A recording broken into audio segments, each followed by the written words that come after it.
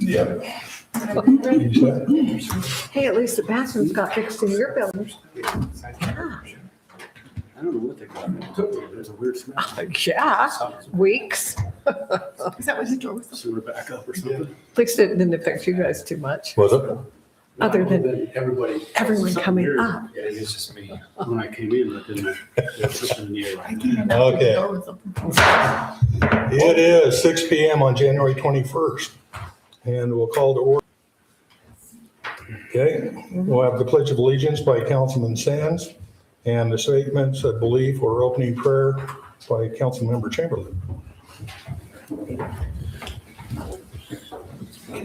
Ready, begin. I pledge allegiance to the flag of the United States of America and to the republic for which it stands, one nation, under God, indivisible, with liberty and justice for all.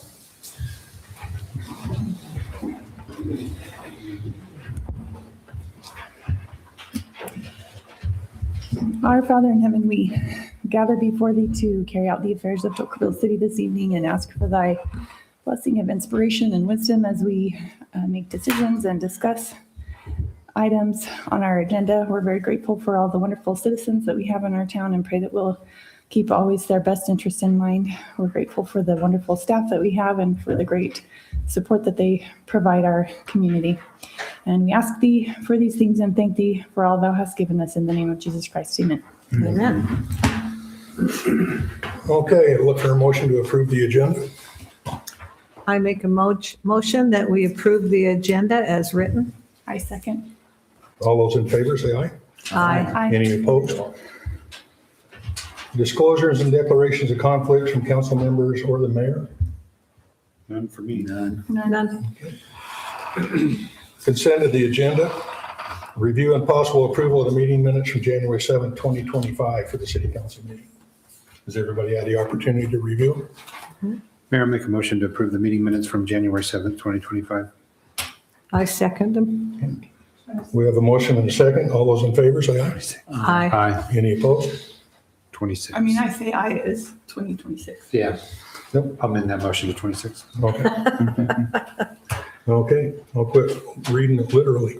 Okay. Review and possible approval of city expenditures from December 2025. Has everybody had a chance to review those? Any discussion or comment?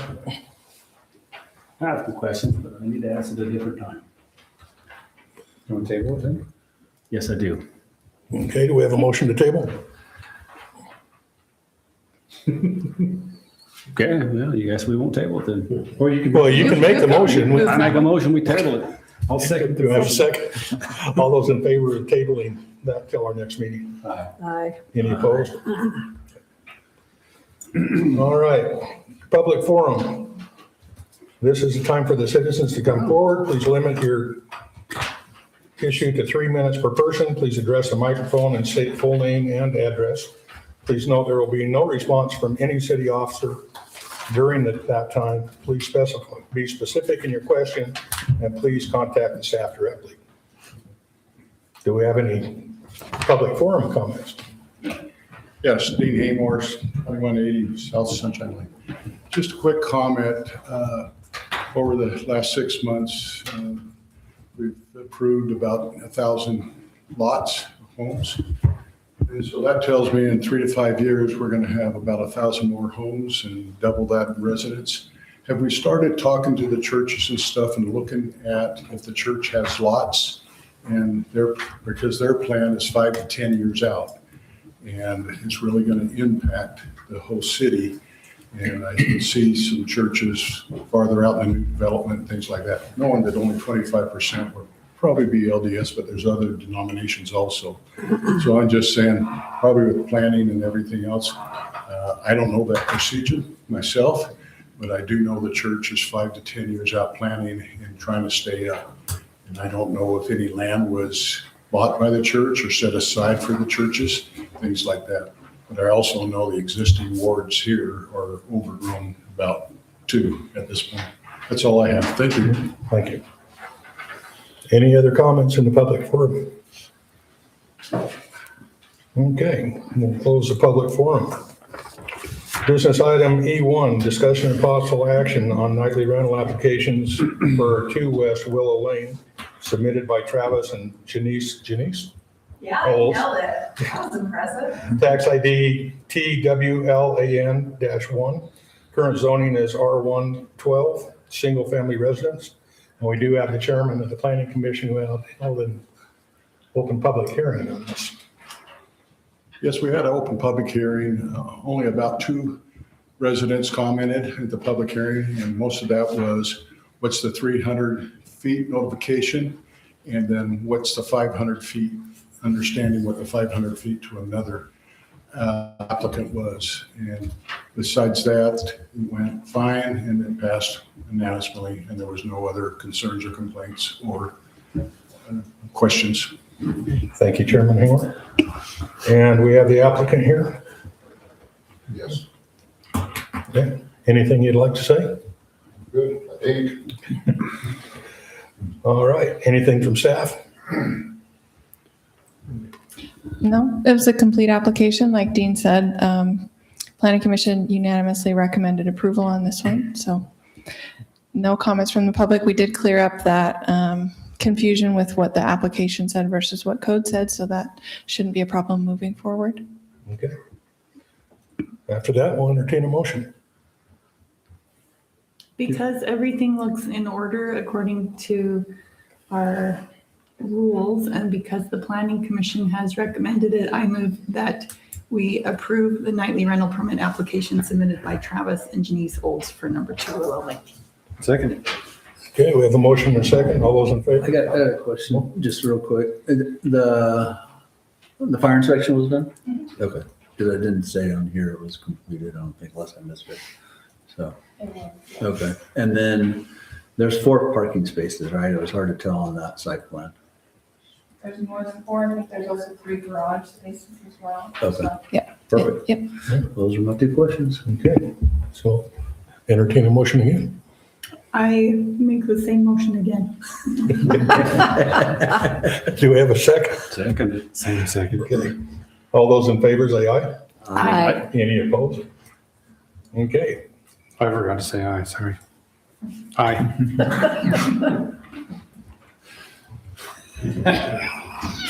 Okay, motion passes. Business item E2, discussion and possible action on ordinance 2026XX, an ordinance amending Title 8, Chapter 1, updating the utility billing process. Who is speaking to that one? I am this evening. This item was tabled on December 17th meeting. There we had our deputy treasurer present this amendment. Typically in amending code like this, we'd do a red line, but it was kind of a wholesale revision. So this is a repeal and replace ordinance, really clarifying the process for utility billing collections. I think if I were to call out anything on this is that the city staff understands the critical service that we're providing with water, a kind of life essential service. And so we did allow for the flexibility in payment plans to be made. Ultimately, what we want is people to be paying their bills and allow staff the flexibility to make payment arrangements in a situation where that's necessary. So we've kind of gone through this code multiple times. City attorneys reviewed it. We made some clarifying suggestions. There was kind of a last minute edit included, primarily encompassed within section 4. If you scroll down just a bit, Emily.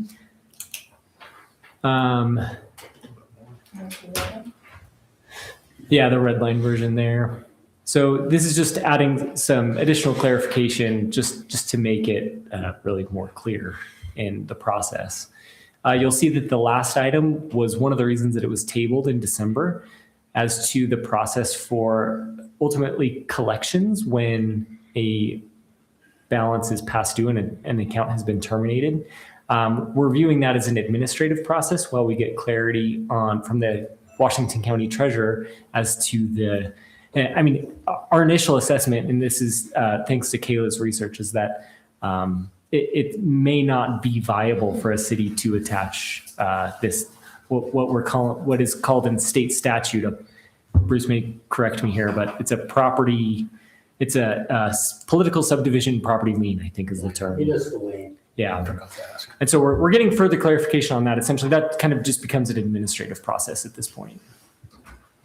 Okay, and I guess I missed when you started saying that you did the wholesale change, so there wasn't a red line. This one does have a red line.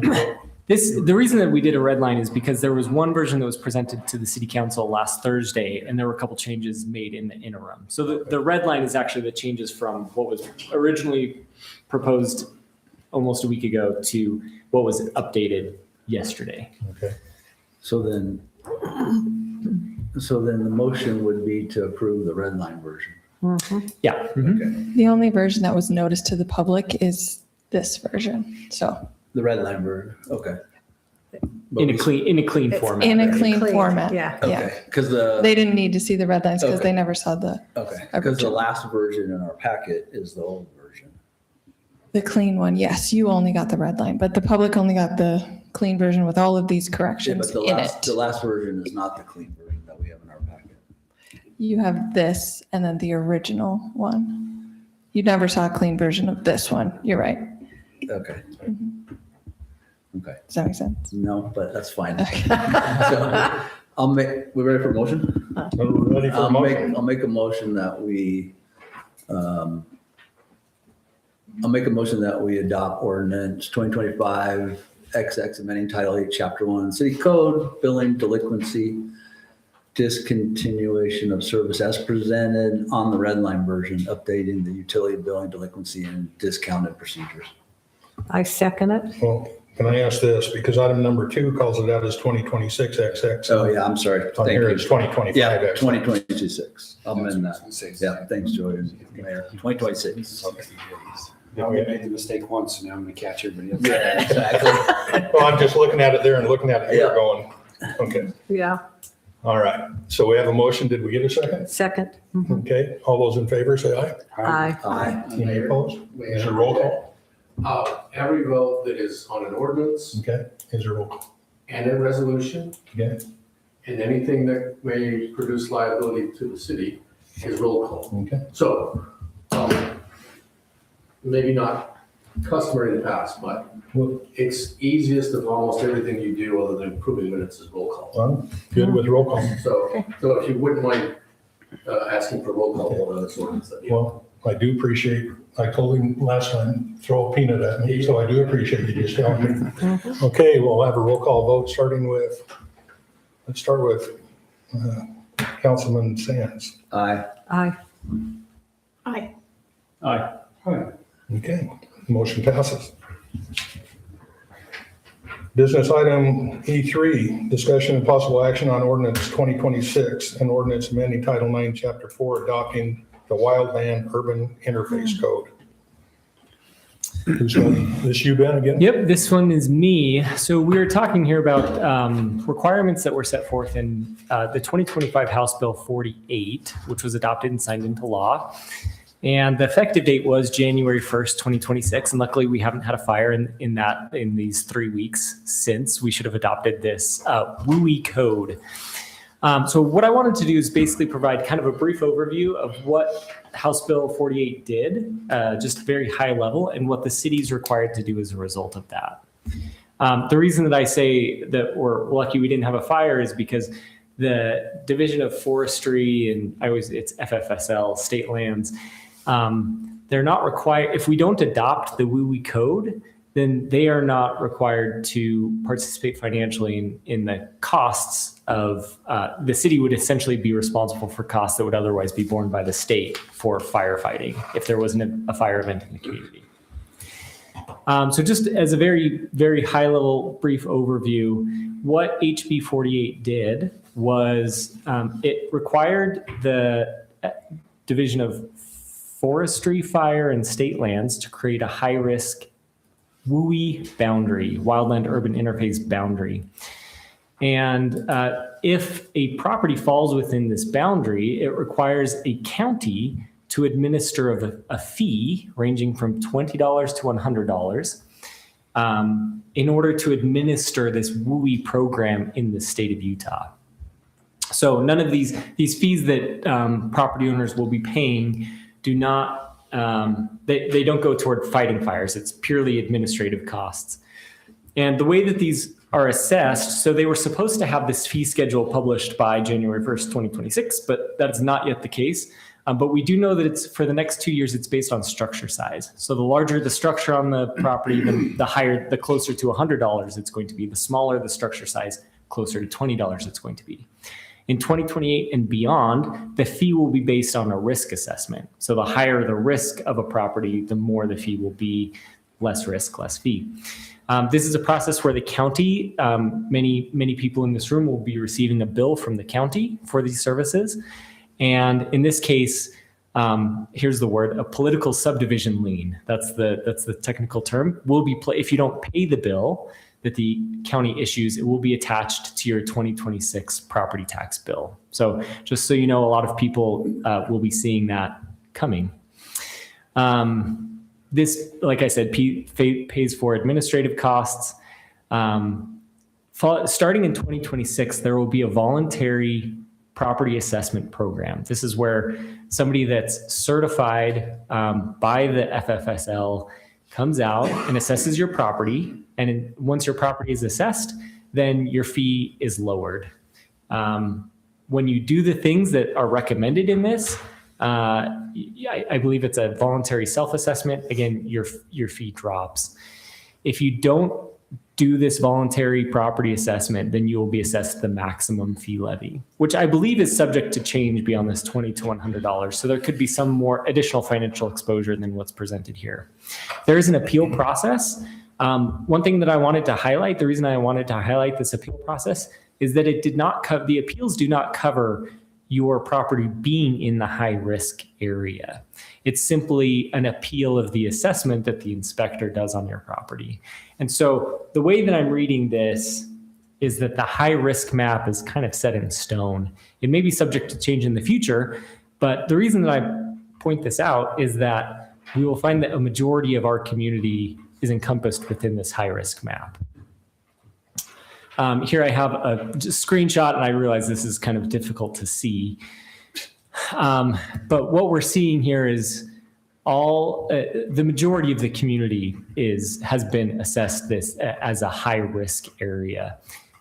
There's kind of the west side of Cholla, and Darren's house is about where we're limited to not being assessed this high risk map. So you might want to look at Darren and say, who did you pay off to? It's because I paid $200 for my water fee over every year.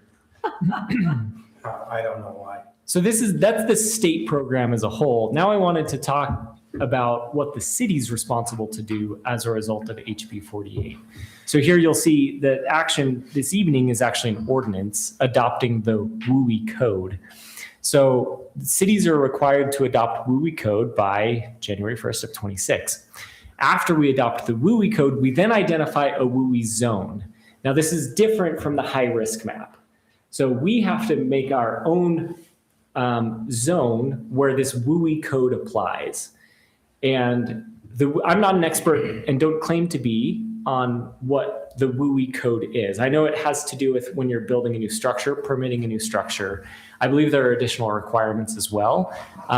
This is why we have a special service district for fire, as they will be the ones administering this WUI code, as well as our building inspector who conveniently works for the fire department as well. So all of that said, we adopt tonight before you is adopting the WUI code, and in the future we will be adopting a WUI zone map. Well, I could draw the map. I'll just draw the city limits, city boundaries, and everything outside is highway. Everything outside of it, so everything's exempt. Yeah, I mean we will want to get into what the high risk areas could be in the community, and we'll be working with the Battalion Chief Wildland Division with Hurricane Valley Fire to establish the map. As Councilman Sands is our representative now with Hurricane Valley Fire, I imagine he'll be involved in the creation of the map as well. So, I have a couple questions on that if you're A done. bunch of questions too. sure. Okay. One is, after 2028, if somebody comes in and pulls a building for an existing homeowner, if they come in and pull the building permit for another building on their structure, they're fully reassessed again? Reassess the fee or reevaluate it based on the WUI code. Like they would have to come into full compliance with WUI code, Right. I would imagine at that point. Yeah. Okay. And then on here, it didn't call out the code officer. I'm assuming, but it doesn't clearly state it, that is not a city employee. That's a county employee. Oh, the ones that are doing the property assessments? It just calls it out as the code official, building official, and fire chief. And then you have the building inspectors, but it doesn't, I couldn't find anywhere where it said, Are you referencing state code or are you referencing well, I'm looking at the section ordinance? 104 in appeals, I'm looking at section, and this was really exciting reading. Yes, Because it was. Section 104, it calls it out. On section 105, it calls it out. And it just keeps calling out the code official, but I couldn't find a definition or specifying who that code official is. Within WUI code, Right. the code that's being adopted. Right. I think it had to do, if I read it correctly, and I could be wrong, but I think it had to be somebody that was certified by the Forestry, Fire, and State Lands. Right. In order to do the inspection. So they didn't specify exactly who it was, but they had to be certified by. Right, but that was where my thing, are they saying the city has to have that official or the county? So It's when I read it, it was that the city may have an official, but that they will be provided kind of Okay. throughout the state. So I know that Hurricane Valley is already planning, they're doing the certification process this Right. summer. And so there will be a number of people, I imagine a good number of people with Hurricane Valley that are certified for Okay. this. All right. And the other concern I had on there was when they're talking about the liability to the entities and that we have to, well, and it talks about, again, I don't know if it's talking about the county or the city, if there is a lawsuit filed, that we will essentially pay the cost for the representation. Is that us or is that the county again? Because if it's a county official that's doing the assessment, doing the official, are we going to be obligated if they're sued to represent them on the lawsuit? It's a great question. One that I don't have the answer to. Okay, I'm just Yeah. going through it. That was the areas of my concern. Okay. I mean, obviously the liability, it's something we're not going to have a choice but to do. I mean, because we can't afford to have it if we have a fire and bear the entire cost, so. Right. Yeah, these are good questions, something that we can get back to, Okay. report back to the council on. But this should have been passed by already? January 1st, yeah. And really, it is state mandate, so we really have not a lot of discretion in adopting the code as it's written. Yeah, but it is important to at least understand some of those questions. Well, and the reason I was pointing out is the longer we go, the longer we're at risk. Right. Right. Yeah. Just what is the risk to Tocqueville? The Division of Forestry Fire does not pay the cost of fire suppression in the community. Is it really, is it, are they afraid a house is going to burn down and catch them on fire? Or are they afraid they're going to catch on fire and burn down our house? Is it the house? What's going to get penalized here is the poor house sitting on Trail Ridge that there might be a sagebrush within 100 feet of their house. Tocqueville's not in a high risk. I don't care what they say. If this house this catches on fire, it goes straight up. It's sagebrush. And we don't have to accept this. The county hasn't, as far as I know, haven't accepted this yet. I mean, we risk losing eligibility to receive reimbursement for wildfire firing. We don't fight wildfires here in Tocqueville. The district does. This, to me, and I'm just going to say it, this is a money-grubbing organization. Because what you said between $20 and $100, that's just the startup. They're going to go buy 20, 30 trucks, and there's going to be people driving all over this damn county, looking at everybody's houses, and all of a sudden they're not going to be able to afford that. So that price that whoever's in the risk is going to pay is going to go up and up and up and up. Now, if you look at who presented this and who brought this bill, there's two people. And if you look really deep, everybody look really deep and do your research, you'll find out the lobbyists behind this gig.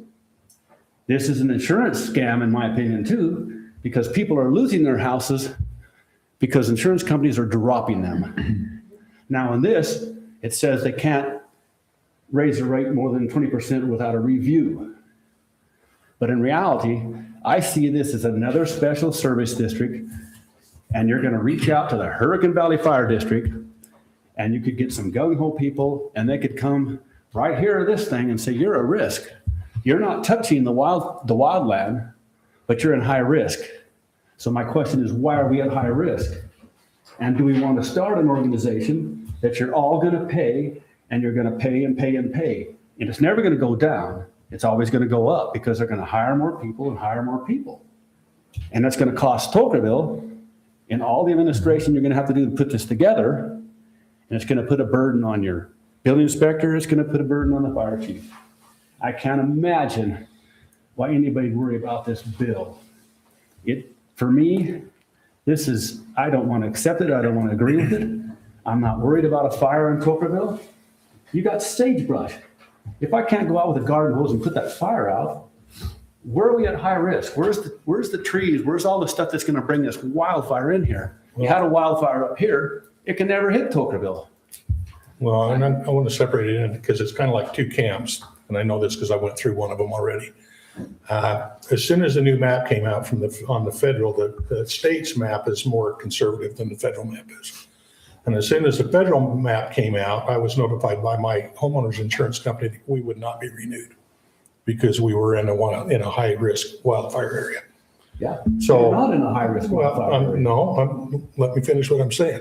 Not knowing where this came from, I called the state fire marshal to find out how we could do this and where it comes from. And that is that the map that came out gave backing to the insurance company to either drop you or raise your rates.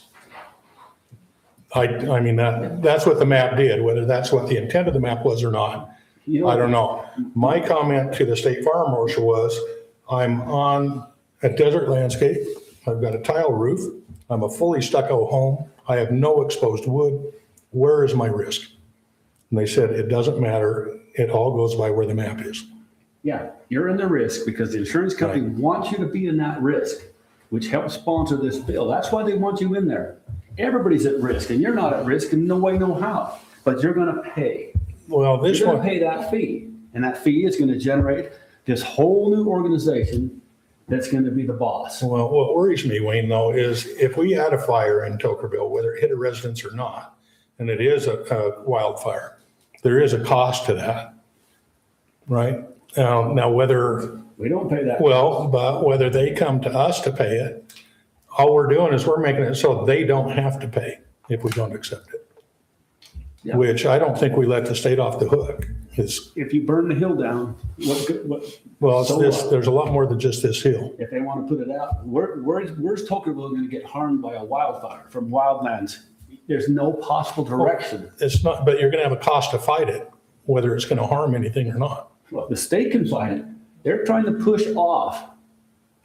That's exactly what they're trying to push off, but they're costing every city and every homeowner in this freaking county of this state to pay fees, pay more money. That's what irks me, because it's just not going to be a little thing. It's just going to grow and grow and grow and grow and grow. It's like the water district. They got 80-something vehicles. They got somebody watching this person. That person's watching this person. That's what it's going to turn out to. I will not support it because it's just, it's money grubbing. I think it's important to distinguish adopting the WUI code this evening does not opt the community, not adopting the WUI code this evening does not opt the community out of this map and this fee assessment. We're getting the bill no matter what. Well, whether we adopt it or not, the county is going to charge the residents the fee. Right. The county has not accepted this yet. I mean, just for clarification, counties have been required to adopt the WUI code in prior years. This is new to municipalities. It's not new to the county. So the county hasn't had to take any action on this because it's already in place. They don't have a WU in place. They've been required to for years at this point. I don't believe they have a WU in place. From the source. It's possible that they don't have a WUI zone established, but the WUI code is adopted. I just think that it's just the governments and the agencies and the special service districts and all this are just making it hard on every citizen in this town, in every town. And this is, for me, this is just another, I don't see a high risk here at all. Yeah, if we don't join, then they'll penalize us. What are they gonna penalize us? They'll Well, put I the say fire I- out. We never had to pay for a fire before, because it's on BLM. Just my opinion. We have any other comment? I do think we have some risk in town because we have a creek bed that frequently runs dry and there's a lot of wood and material in there. And I've seen fires start even right next to your folks' house. And I would be really concerned if we didn't, if they started sending a huge bill to us, if there was an enormous wildfire. Yeah, there's a couple, I've seen them put them out in 10 minutes. well, there's a couple thoughts. I mean, it's hard to believe, but we do get quite a bit of wind here. And if you got a wind-driven fire and those embers are running, and how far they can run? I've never seen wind here. No? Okay. But so that's something to consider is a wind-driven fire. So that's is a whole different aspect of sagebrush burning because embers can blow for a long time. And unfortunately, a couple recent fires, brush fires where you wouldn't ordinarily think would start in a residential area, but because of the embers that have ran in there and they've started subdivisions on fire where normally we wouldn't think so. So you could look at the Thomas fire, you could look at the Palisades fire, you could look a little bit at the Eaton fires. Those areas got impacted by embers. You're looking and at stuff. So, California where they don't think very good. I'm not going to argue about how they think. I'm just saying. Look what I'm just going the Palisade fire was. I'm not going to argue with you how it was. I'm just going to say that you have a potential of embers blowing here with a wind-driven fire. Yes or no, that's fine. Another aspect of what this is, in my opinion, it looks like, and to answer your question, Mayor, if you look at the frequently asked questions on the forestry website, it says for counties may conduct lot assessments as agreed with the state. So it gets back to the state certifying who's going to do a lot assessment and whether it's going to be a county guy or a state guy. So, but I think what this does is it gives a homeowner, and I agree with you, Wayne, being charged for all this stuff is kind of ridiculous. But it gives a homeowner, because you can go out there and find all the information yourself by just Googling it on what you need to do to protect your home. If you're in a wildland urban interface area, things like the mayor was talking about with stucco and not exposed eaves, tile roof, blah, blah, blah. The other thing is to do your brush clearance and stuff. So what this is doing is, I think, is giving the homeowners an idea of, hey, this is, and with the inspector that comes out and does it, hey, this is the ideas of some of the things that you can do to make your property a little bit more resistant to wildfire. So whether that's a good thing or not, because you have to pay for it, I don't know. But the things that it's not addressing, and I don't think we need to go into all this now, but it does spell out in there certain zones for protecting your property, 0 to 5 feet, 5 to 30, 30 to 100 and stuff. And it talks about you doing that to lower your fee if you can make some of these changes. But the thing it doesn't address here is that, okay, well, if I do it to my property, but what about with my neighbor next door who's within 30 feet, 100 feet, whatever, doesn't do it? So I'm still exposed by him, and there isn't an enforcement that's built into this yet. So that's a concern. Another concern is if you read the frequently asked questions, it talks about, does this apply to federal and state land? No. So if you back up to BLM land or state land or something like that, and they don't do their brush clearance, how's that going to apply? So that's another issue. Another issue is if you look at a lot of fires have started along highways and stuff, and this isn't addressing brush clearance along highways or along I-15. How many times have small fires started because of improperly hooked up trailer chains, things like that, and started the brush alongside these freeways, and then the wind-driven fire brings it into a town or something like that. So none of that stuff has really been addressed in here. So I don't know. It's just the start of it. I imagine that at some point they're going to do things in the future. Yes, California's had a lot of wildfires, so we can either close our eyes and not learn from it, or we can learn and see what some of the things that have happened there and how we can prevent them here in Utah. One of the things that they do, and I don't know if this is moving toward that with this whole thing that the legislature is trying to do, is in California, they go out, in certain cities, they go out and do brush inspections. So they go out, well, it's a year-round brush season now, but prior to what used to be the brush season, they would go out and they would inspect every property that is in the wildland urban interface. And they would write a notice to the owner if they haven't done their brush clearance. They would be required to do it. If they had other properties that backed up to that, they would require them to do their brush clearance. If they didn't do it, then they would send them out a notice. If they didn't do it, then they clear it. The entity would clear it and they charge the homeowner. So I don't know if this is the way Utah's going to go and our state legislature is looking at it. I don't know.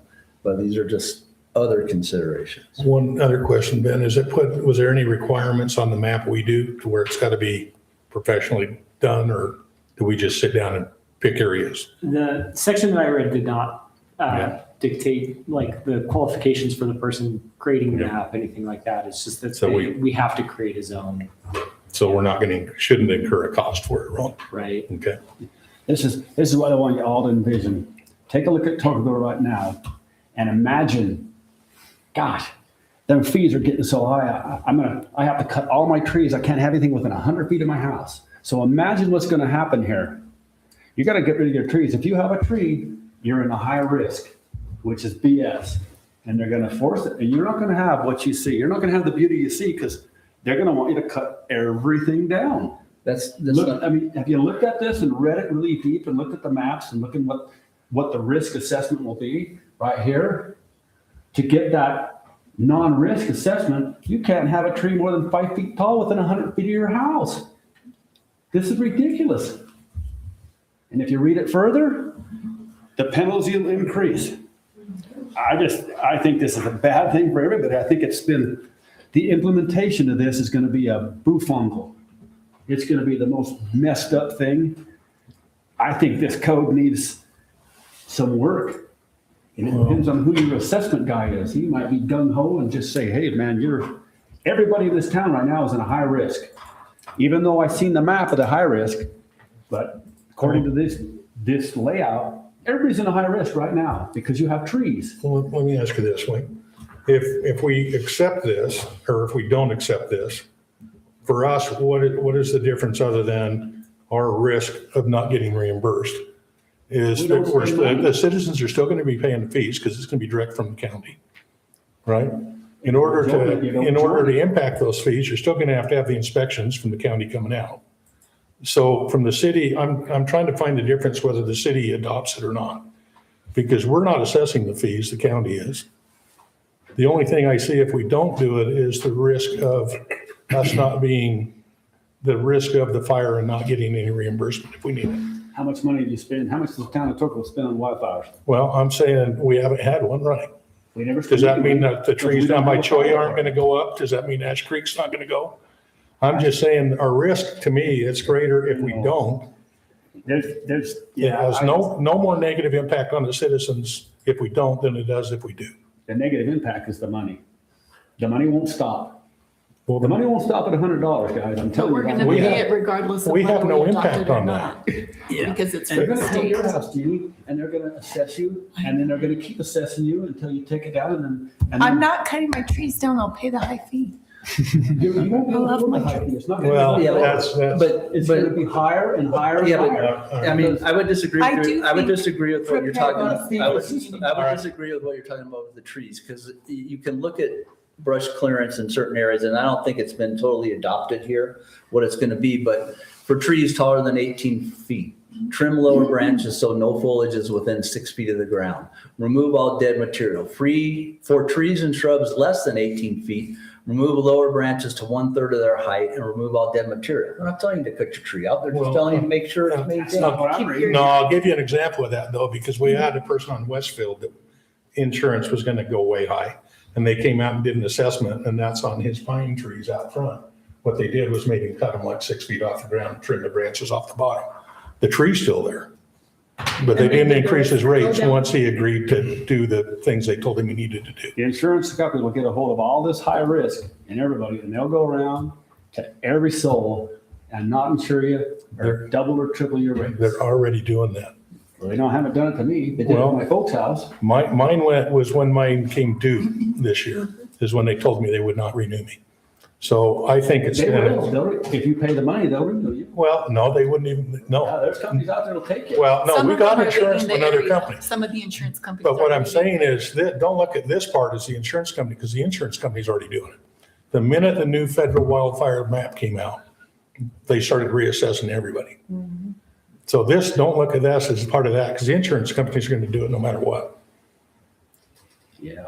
So, Dig into it. I encourage you all to dig in and see the sponsors, and I want you to find out who the lobbyists are, and then you'll think about it. I did it. okay. I expect you to do the work and find out, and you'll know why this is done. Yeah. I'm done with it, but I'm not gonna vote for the damn thing in a million Any years. other comments from this side?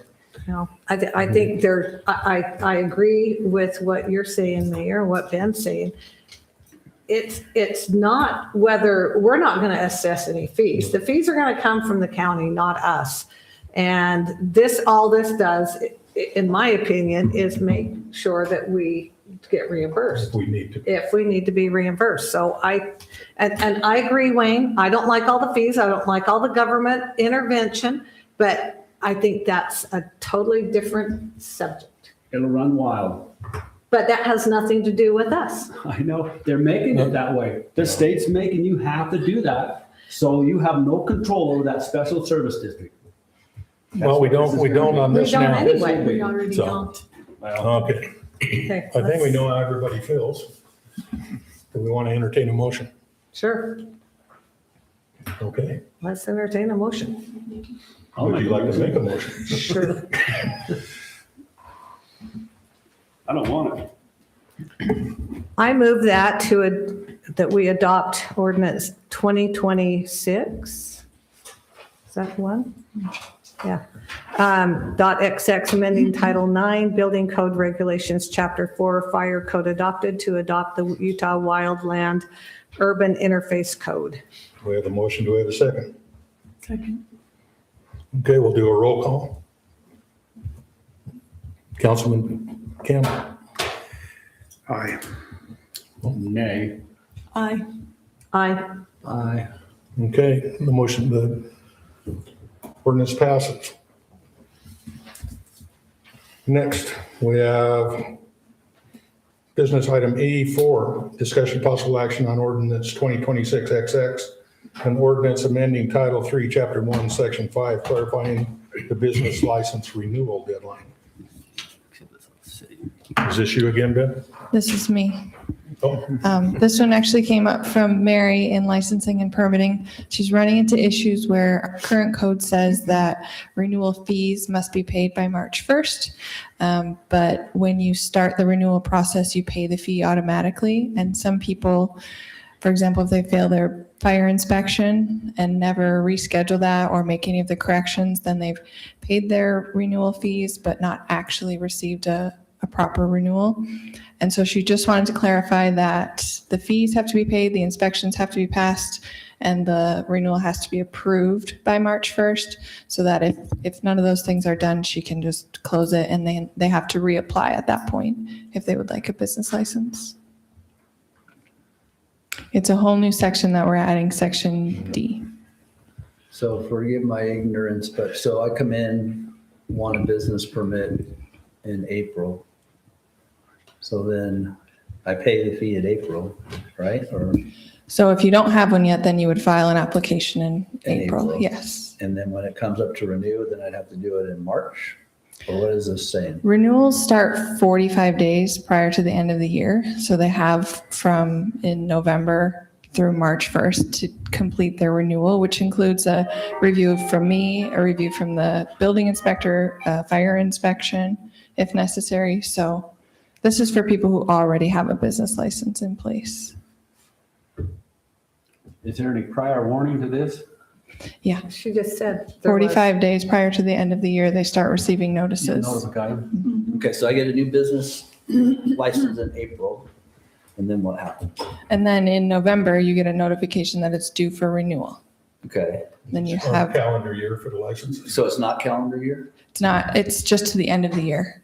Okay, so no matter when I get my initial business license, then it expires at the end of the calendar year. Correct. Okay, does that say that, or do we need? to In the have that? code, it says that, yes, yeah. So we don't need to. We don't have need to that. clarify that, Okay. yeah. And then how does that, I don't know, maybe this isn't the right place for this, but how does that work with somebody who needs a business license to do a nightly rental? What do you mean, how does it Well, work? so then if I came in and did a nightly rental and I had to do a bunch of stuff in order to, conditionally I was approved, but I had to do a bunch of stuff in order to start my nightly rental. And I haven't done that by the time I come in again to renew the business license. So do they lose the nightly rental? Do they have to start over with the business license? How does that work? They would have to start over with their business license application. It would be, I think, difficult for that to happen because they've already done a fire inspection for the nightly rental, and that's usually what holds people up. Okay. Right? And our code gives them, I think, 45 days plus an extension if I grant it to complete all of their business license stuff. I Okay. guess if they didn't get it done in that time, then they'd have to just reapply. They technically do not have a nightly rental license until they have a business license approved. Okay. So then they would just never receive their nightly rental license. Okay. And they'd be operating their nightly rental illegally if they did it without it. Any other questions? Do we have a motion? Mayor, make a motion to approve ordinance 2026.XX ordinance amending Title 3, Chapter 1, Section 5, clarifying the business license renewal deadline. I second the motion. Okay, we have a motion and a second. We'll do it on the roll call. We'll do Aye. Councilmember Sands. Aye. Aye. Aye. Aye. Okay, motion passes. It's a lot harder for me to forget to vote if we do roll call. Well, just for you, we'll do it all the time. Thanks. All right, business number E8, update from City Prosecutor Yeager on 2025 summer. So did we rearrange Did you the skip? agenda item? Did I skip one? You skipped a few. Water. Oh, I skipped a few. Well, I was in a hurry to get to you because Well, thank you. I appreciate that. I didn't want you falling asleep. Yeah, no. Okay. All right, let's try E5, discussion on water shortage contingency planning.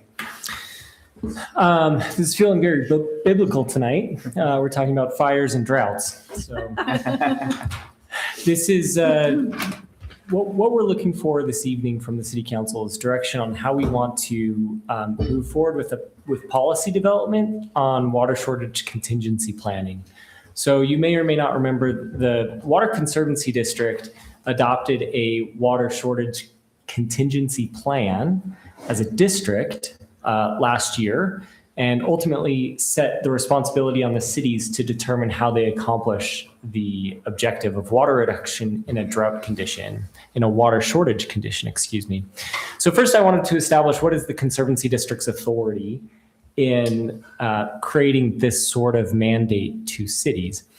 I would point to, I have 2 points of reference here in the regional water supply agreement that the city participated in 2007.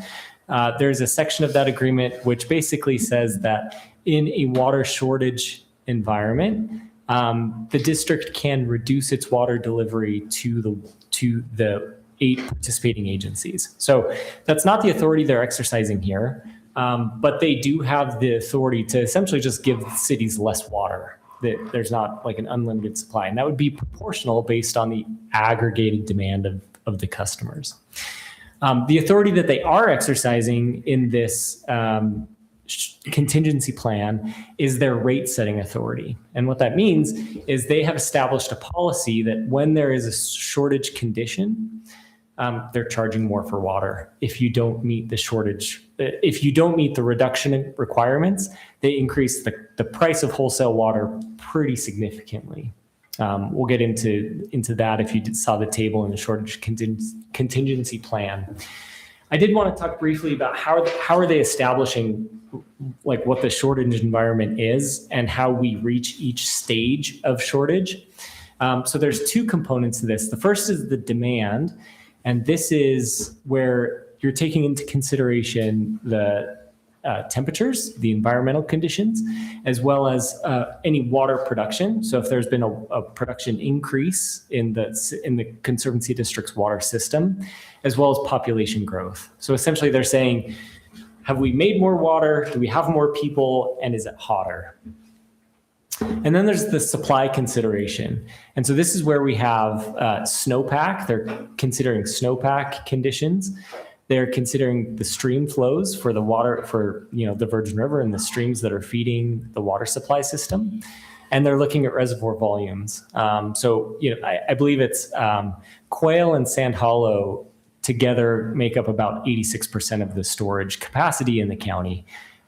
Just as an aside, this year, due to rainfall, the reservoir levels are actually quite a bit higher than they have been at this time in years past, which is an interesting situation. They're also looking at soil moisture content. So all of those things aggregated together create this algorithm, which basically says we are in drought condition 0 through 4. Currently, we're in drought condition 0. But after 3 consecutive months of these certain criteria being met, the Administrative Advisory Committee will make a recommendation to the Washington County Water Conservancy District Board to say we are now in shortage stage 1. And what happens at shortage stage 1 is there has to be a 10% across the board reduction in water use. And here I have demonstrated what each stage represents. Stage 2 is 20%, stage 3 is 40%, and stage 4 finally is a 60% reduction. I wanted to talk briefly about the budget calculation. This is a water budget approach to water reduction requirements. So the reason that this is important is because it's not that the community of Toquerville has to make a 10% water usage reduction. It's that county-wide we have to make a 10% water usage reduction. So there are some communities that per household are using less water. Some communities are using more per household. And then, so they're basically saying per ERC, equivalent residential connection, throughout the whole county, and then applying that rate to each municipality that's participating in the RWSA. So what that means is Toquerville connections may bear a larger reduction requirement than 10% at stage 2. We may find that for our historic water use average, we may have to make a 20 or 30% reduction because we're using more per ERC than a community that's using less per ERC, if that makes sense. There are a few kind of heavy topics. I wanted to make sure that council had the opportunity to ask questions as we go through each slide. So are there any questions up to this point? So this is residential and agricultural, it's all connections. It's all connections and it's ERC. So say, if there's a large commercial entity, there's going to be a certain number of ERCs. Okay. A Walmart is going to be assigned a certain number of ERCs. Okay. Yeah. Is this both culinary and irrigation? Secondary. Secondary? It is. Yep. And that has been a big question that was open until this afternoon when we got an answer from the Conservancy District about how Toquerville secondary water system will be treated. I think that's my next slide. It is. We'll segue right into that. So the city has the option to exempt TSWS usage from our calculation until we assume responsibility of TSWS. So basically we could say, Conservancy District, you can worry about conservation with TSWS, or we could kind of adopt and include that in our denominator, TSWS water, as part of our shortage calculation. And there are some reasons that initially I thought, oh, we'd want to exclude that altogether and let the Conservancy District worry about it. However, there are some strong reasons to consider including TSWS in our own shortage planning. The reason for that is that secondary water is really the largest discretionary demand. It creates a bigger denominator for us that's easier to make cuts on. It's much harder for say a household that has no outdoor water usage. They're only using indoor water. It's much harder for them to make cuts than it is somebody who's watering large fields, grass, ornamental lawns, that sort of thing. So with that comment that you just made, how are we going to delineate our residents within the city? Because that's exactly what we might have. Yeah, so when we get into the policy approach of how we would implement that, I think I will touch on that in a moment. Okay. And if it doesn't answer your question, feel free to bring it up again. So if we include the secondary, then if we get a mandate to cut, it's a lot easier to cut the external water than it is to try and go and cut the culinary water. Exactly. Yeah. Whereas if we don't count that, then we're a straight up cut Yes. off culinary. Right. Okay. How does that affect culinary that we own and they don't own? So this is not about ownership or water rights. This is simply about usage per ERC throughout the county because we're a participating member in the RWSA. So being a participating member, they call out when these stages are to occur? Correct. And the AAC is the one who recommends that to their board, which we have a mayor who sits on that board. The problem I kind of have with that stage thing is I'm reading through all this. And as population keeps on increasing like crazy, more water use, more people need water. But I'm noticing driving all around Ivan, Santa Clara, out here, they're dumping billions of gallons of water on the construction sites. And I'm looking through these conservative shortage stages, and it doesn't happen to mention anything about stopping them from using that amount of water or reducing anything because they're afraid they're going to get sued. And that's because they're leaving it up to the cities to mandate how, or to regulate how What we're that's talking about, we could use cut. that as one of our ways to decrease the Yes. percentages. Stop all construction pad building. Yeah, but they're not willing to do that. They're not, it's not We in can do here. that in the No. city. But They're we're leaving not the biggest user that way. St. George, Santa Clara and all that is just wasting. Well, I mean, and that's what's going to control your water, but they're not reducing that because they don't want to maybe slow down the development a little bit, slow down the connections. I thought that would be in here. I mean, stage 2, everybody in this town, if you adopt it, you can't water your lawn. It's prohibited to water your lawn. Stage 2. I think it's But important. no, This you is not can- prescriptive. This is not a behavior based. What the Conservancy District adopted, they didn't say that you cannot water lawns at stage 2. Prohibit irrigation ornamental lawns in all sectors, stage 2.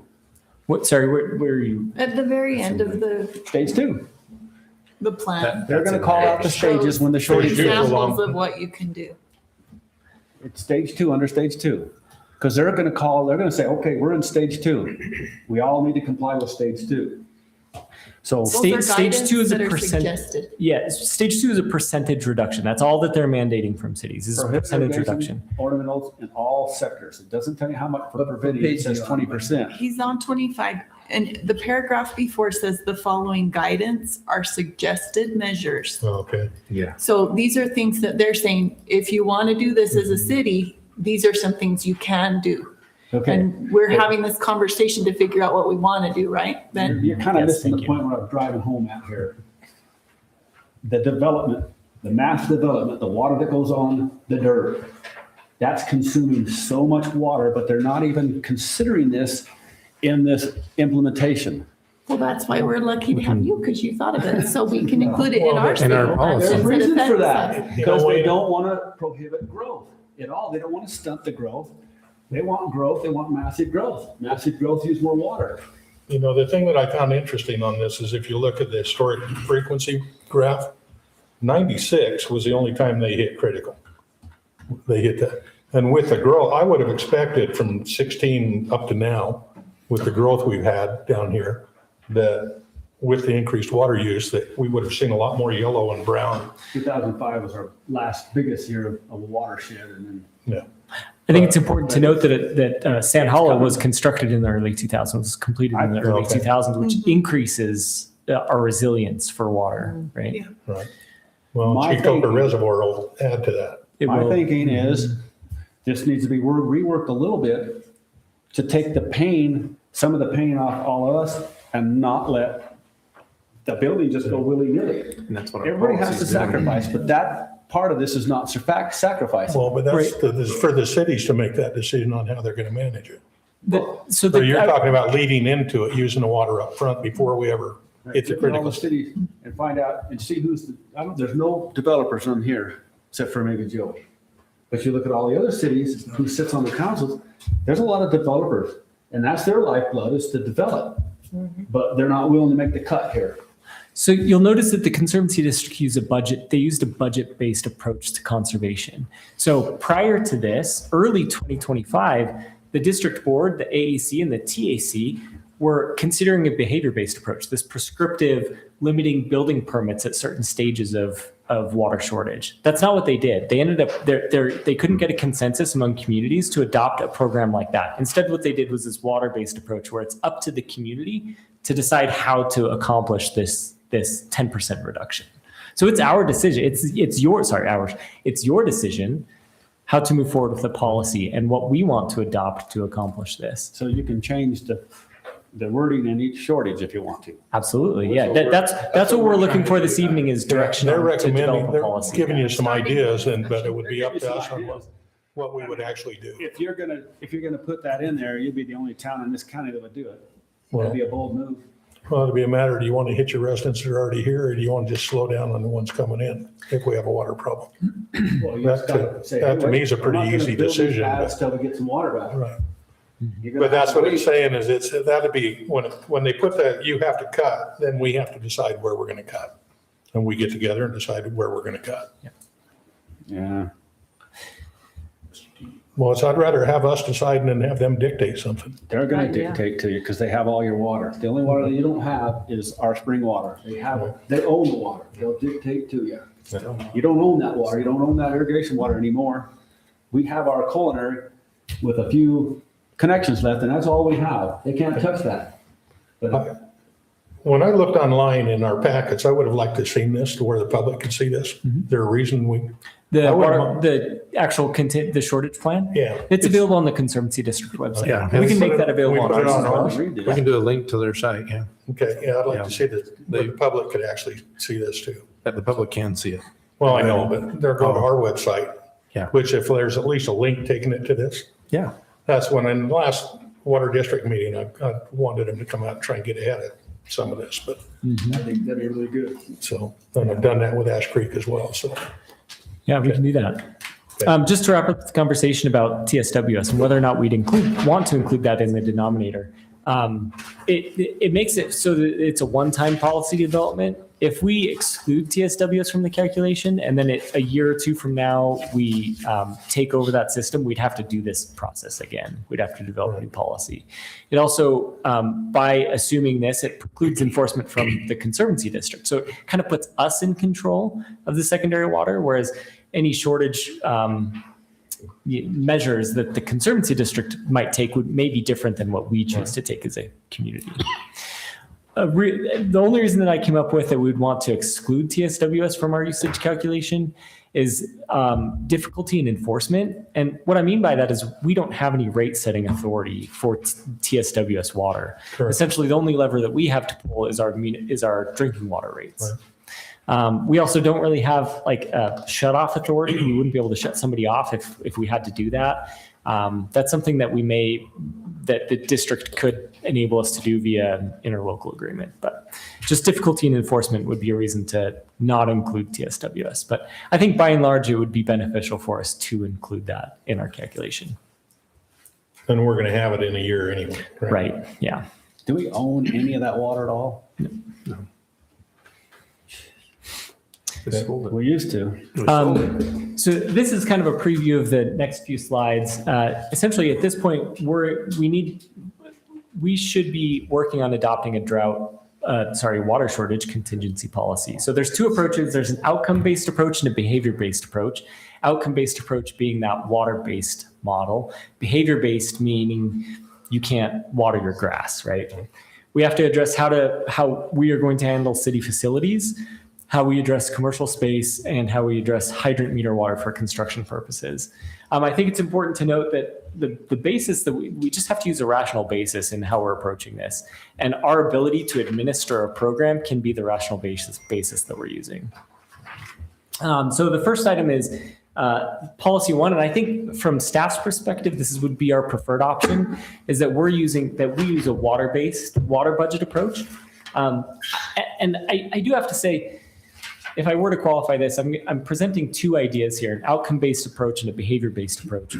Larger cities will likely be adopting a hybrid of the two, where they're saying you can't wash your cars on these days and users have to make a certain percentage reduction. What I would propose is that we simply adopt a single, just a water-based approach or just a behavior-based approach.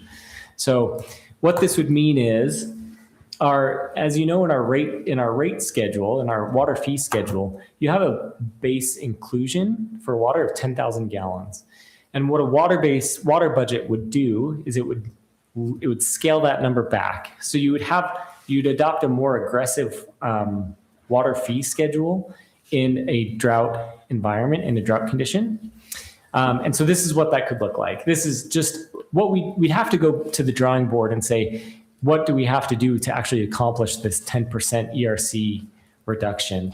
And what that would lead to is at water shortage stage one, it may be that we have to scale back that 10,000 gallons to 7,500 gallons, all the way down to stage two, say at 5,000. These would have to be backed by a calculation. We haven't done that yet. These are kind of guesses. This is before the higher fee kicks in. Yes, exactly. And then what we could do, because we have AMI meters, and this is where it gets kind of interesting, at like stage 3 or 4, you could get even more aggressive, where you're actually looking at it on a weekly or a daily basis. And you're setting notifications through a program like Yapify that we've talked about, saying, hey, you exceeded your 150 gallons of water use per day. If this trajectory continues, then you will enter this higher stage. Those water calculations are both, that would be both secondary and culinary. Yeah, so that's a great question. That's this next bullet point, is we kind of have to treat TSWS a little bit differently. We have to treat our secondary water meters a little bit differently, in that it's going to be a combination of the two. So basically, we're going to say, if you have a culinary meter, you're subject to this tier, those stage tiers. And then your TSWS meter is actually subject to this other calculation, where it's based on like a per acre or some other metric that we're using to accomplish this water-based budget approach. Well, when we're looking at one's an instant read, you can write, and the other one you have to go out and. No, they're AMI on both. Both systems. AMI, okay. Yeah. So we can see at any given time, I think it's like 15-minute read intervals for both secondary water and drinking water. Well, and the problem with the going the other way and not going this way is we're so good at code enforcement that if we're looking at people watering their grass or washing their cars, we effectively can't do that. I mean, so it's in reality. Yeah, I think, the next slide is this prescriptive measure or behavior-based approach to planning. And we'll get into the pros and cons of each, but this is kind of the traditional things that you would think about. Car washing, you're limiting car washing at a certain stage. You're limiting irrigation time of day, days of the week, that sort of thing. And we'll talk about this in a minute, but the real challenge to this approach is that we don't really know the total outcome. We don't know what the result is going to be if we don't allow people to wash their cars. How much water is that actually going to save? It's going to kind of be a shot in the dark and hope we fall under the budget, under that budget that the district set. So those are kind of the two options: a water budget approach, and then like these prescriptive measures. I kind of view those two very distinctly. Here, I did a side-by-side comparison of why we would want to use one model or the other. So a water budget approach is just more uniform throughout the community.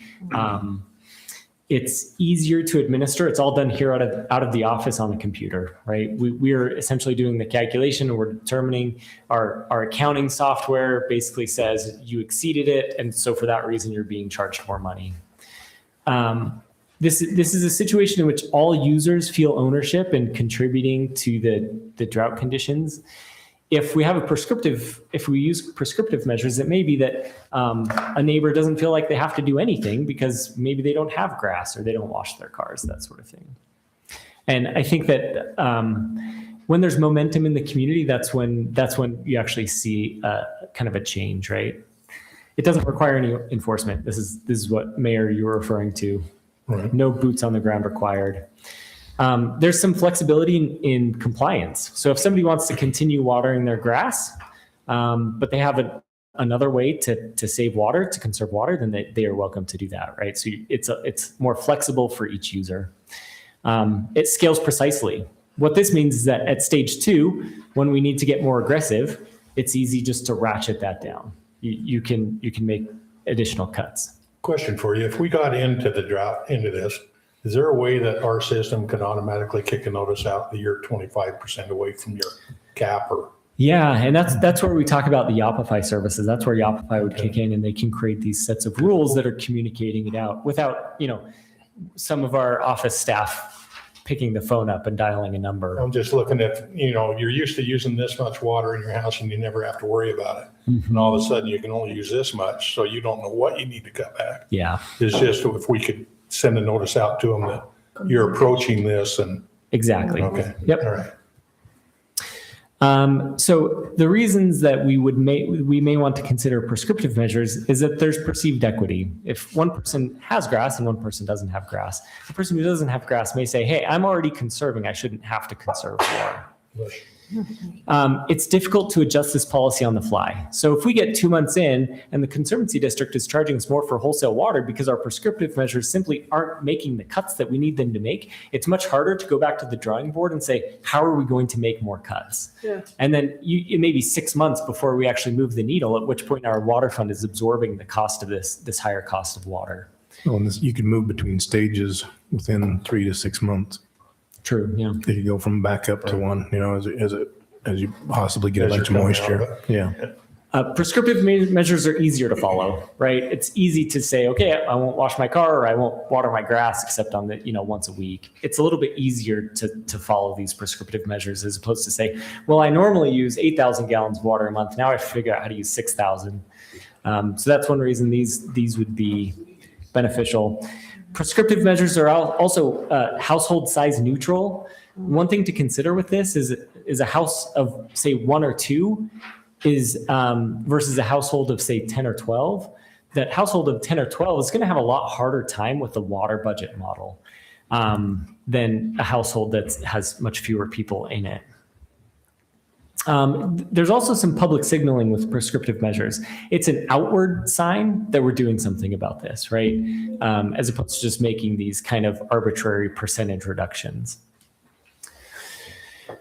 There are some other considerations. This is one that Councilman Olson mentioned, is construction hydrant water. Oh, I did also want to touch on, well, I don't need to go back to all the slides.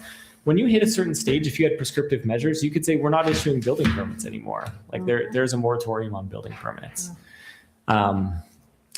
Okay, so on construction water, basically how I would imagine this is anybody that has a meter out, who's renting a hydrant meter, there is a percentage reduction required in those early stages, or they're being charged more for the water that they're using. In late stage, it could be that we just simply recall all construction meters, which does make it difficult to construct new homes. It could be kind of by default, you can't get the compaction that you need on soils if you don't have a hydrant meter. Something to think about with construction water. And you may not be able to see to drive down the road either. And dust control. Right, dust control is that would be important. My question, Darren, Yep. is how about dust? Dust control can become, and air quality can become hazardous to those people who are sensitive, What, would it stop the construction? Yeah. Right. Yeah, exactly. Other than the idea of maintaining their, what do we call that? Their SWIP. The pile that's already there. What's that, Wayne? Fugitive dust. Yeah. Yeah. the stuff that's already there. Yeah, you'd have to somehow crust the Yeah. earth and the Okay. things that are there and stop the dust from flying as best you could. Okay. Did want to briefly touch on our commercial businesses in Tokerville. We have kind of a unique blend of businesses at this point that would be difficult to make significant cuts on. You know, they could do similar landscaping cuts, but, you know, are we going to limit the occupancy rate at RV parks? There's not a great lever to pull for commercial businesses. So we'll have to figure out how we address that. Yeah, but then you're putting it on them, on their volume that they're allowed to use before they get the higher rate. Yeah. So it would be their decision on, That how they cut similar it. water budget approach, Right.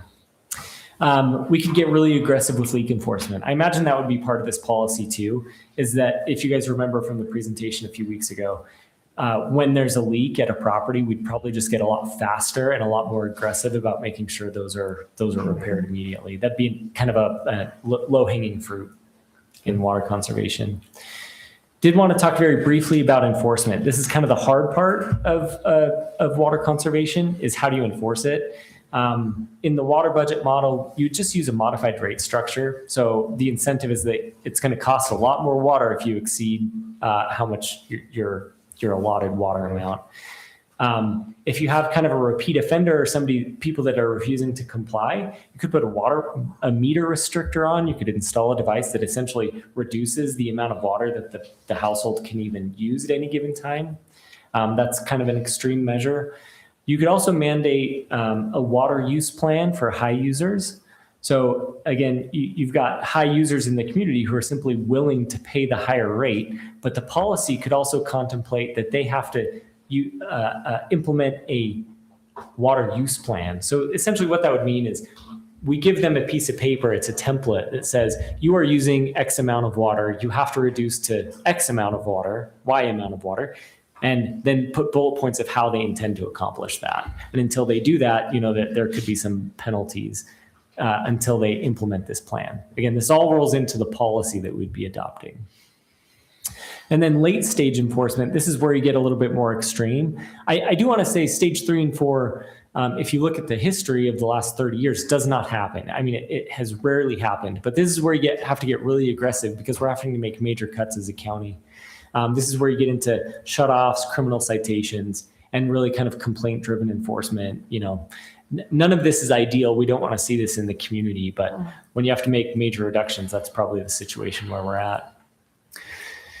Communication plan, this is really important, is how we communicate it out to residents. And this is one of the big disappointments that I had when we were looking at the prescriptive approach as with the Conservancy District. I wanted this to be countywide, kind of be really unified as a community. That way, you know, all news channels can broadcast what every community has to do. Instead of now it's kind of every community is siloed where we're all doing something different. So there's no universal message. So then as a small community that we are, how do we actually communicate? How do we get this message out? And these are just a few ideas. We don't need to go over all of them, but just like town hall meetings, using Yapify to communicate out stage declarations. We obviously put it out on social media. I think the town hall meetings would be really valuable. And those are things that we could advertise on our VMS boards. We'd put it out on utility bills and postcard mailers. That really wraps up kind of the presentation. Thanks for bearing with me through that. Really like I said, what staff is looking for this evening is direction on what council would like to see in a draft policy for these stages that will be required to meet. So thank you. Can you go back to the residential 2 choices? The side-by-side of like this one? Yeah. Yeah. So using your example, let's say stage 1, so every connection residential would, let's say for your example, $7,500 per month, regardless of, and that would include secondary. So regardless of whether you have a big lawn, desert landscape, 10 people or 2 people, right, everybody is allowed $7,500. That's right. So what's the incentive for people that have 2 people in desert landscape to conserve? Because I can use up to 7,500 gallons if I want. Yep, which could be significantly more than they're already using. Correct. Right. So how do you talk about that versus your equity one? So if you could help me to see those. No, you're right. And what this comes down to is that kind of rational basis for the approach, and like the ability to actually administer the program effectively is a rational basis for this. So it may not be fully equitable, but it's easier to apply. It's actually, we have the ability to administer it. So, okay, so then give me the perceived equity of my example. That's How would that exactly what I'm work? saying. How would that work? Is that there is perceived inequity. There is, and no matter which program we adopt, there could be equity problems. And the example that you gave is exactly right. I completely agree with the inequity in that. How would it work? The people that had desert landscape and 2 people in the home could use up to 7,500 gallons. Okay, and on the Without prescriptive measure, how would that change then? So that the way that there's more equity in those prescriptive measures is that if somebody has grass, if somebody doesn't have grass, then they don't have to make any adjustments either, right? And so if the person is basically, it's just that everybody has to do the same thing across the board. But if one person has grass and one person doesn't, the person who has grass obviously has to not water More their of a grass. sacrifice Yeah. would be the way to put it. Right. Because really, you look at that, those two with the desert landscaping, they're already taking a lower cut now, so it's bringing the other people down, or not bringing them down. That's the wrong word, but it's bringing it more to an equal plane. It's like, if let's say we go, that's countywide at 10%, countywide Right. is Ivans, that people out in Ivans, they don't have any landscaping. They don't have anything like that. But over here in Hurricane, Laverick, and even St. George, there's people that have half-acre properties with trees and grass and all these different things. So it's more of a hitting them, so, Go ahead. in a stage one. Well, how would you, so then let me ask this question then. So with that example again, in the equity versus the water budget, the prescriptive measures, would a rate change better incentivize somebody who has desert landscape and 2 people or whatever? Would a rate change incentivize them more to reduce? So instead of the idea that that person could use 7,500 gallons, would a rate change where they would get a discount or something, a lower rate by using less of that? Am I making sense? So you're creating what you're you actually create an incentive rate where you're paying less because you're conserving more. Because I mean, if that person can use 7,500, but they have no need for it, so wouldn't it incentivize them? I by think one of giving the them a real lower rate? realities, especially like stage 1 and 2, is if people aren't willing to participate, they're not going to. Yeah. So like whether you're using 7,500 or 50,000, if they're not willing to do it, they're just going to keep doing what they're doing, and they're going to get fined and they're going to get notified and all that. But the other person might. But the other bigger reality is the big users, like the people that are, big lawns, big irrigation, you could drop 10% overnight. Right. Super easy. And they can make up, 3 or 4 users in the city can make up 10% in a really short amount of time, and no one has to take a penalty, right?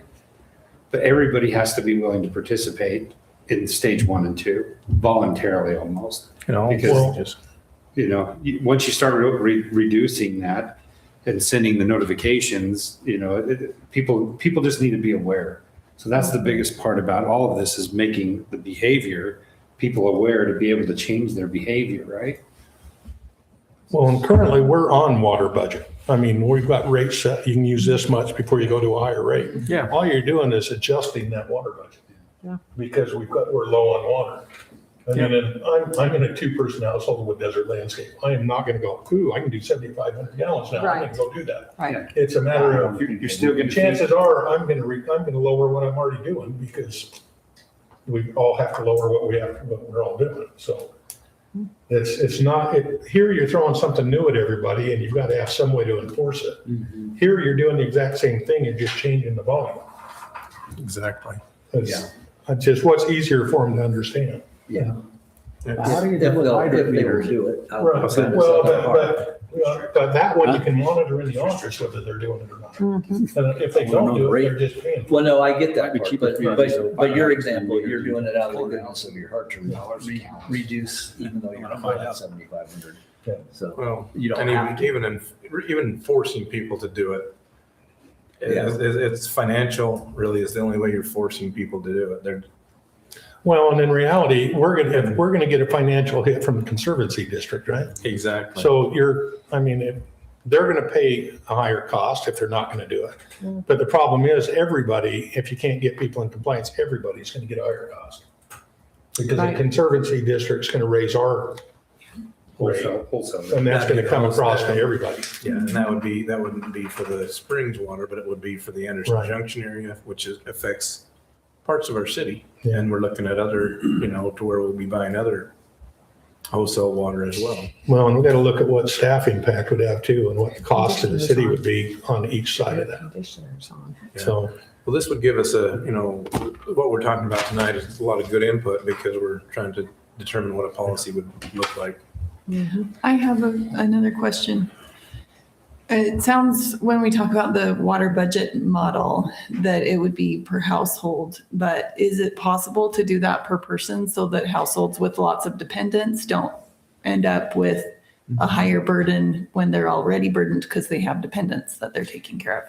I think I have thought about that. I think the right approach to that would be that there's a variance process and we account for that. So somebody actually comes in and they certify that they have more, and this is actually could be built into the policy, where if they have more people in the household, they come in and actually apply for a variance for that. I had a friend who lived in a really dry area that when they had company, they had to tell the city so that they could adjust what their water allotment was. Yeah. And if it was the desire of the Which council- seems like a lot of administration. It does, yep. I just think of just big How do families. you deal with the and- hydrant meters then? And what is your current structure for a hydrant meter? What does it cost people how much that water cost? Yeah, we have some of the most expensive hydrant water in the county. Once you exceed 20,000 gallons of water, which they do pretty quickly, it's $12 per thousand.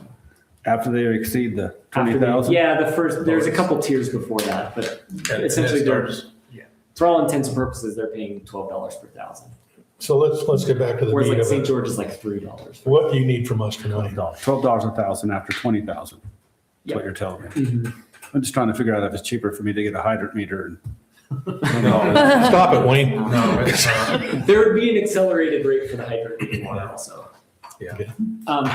The question is, the question that essentially, what this boils down to is support for a water budget approach to our policy. And then within a couple meetings, probably February or early March, we would bring a shorter contingency plan with the water budget or a hybrid. I mean, we could say, let's include some prescriptive measures in stages 3 and 4 because we have to make even deeper cuts, right? So that's probably, it would probably naturally happen where in stage 3 and 4, we are doing some of these prescriptive measures. Which you could also put out to the public that if you can do it this way, we're not going to make you do the other things. Yeah. Right. Yeah.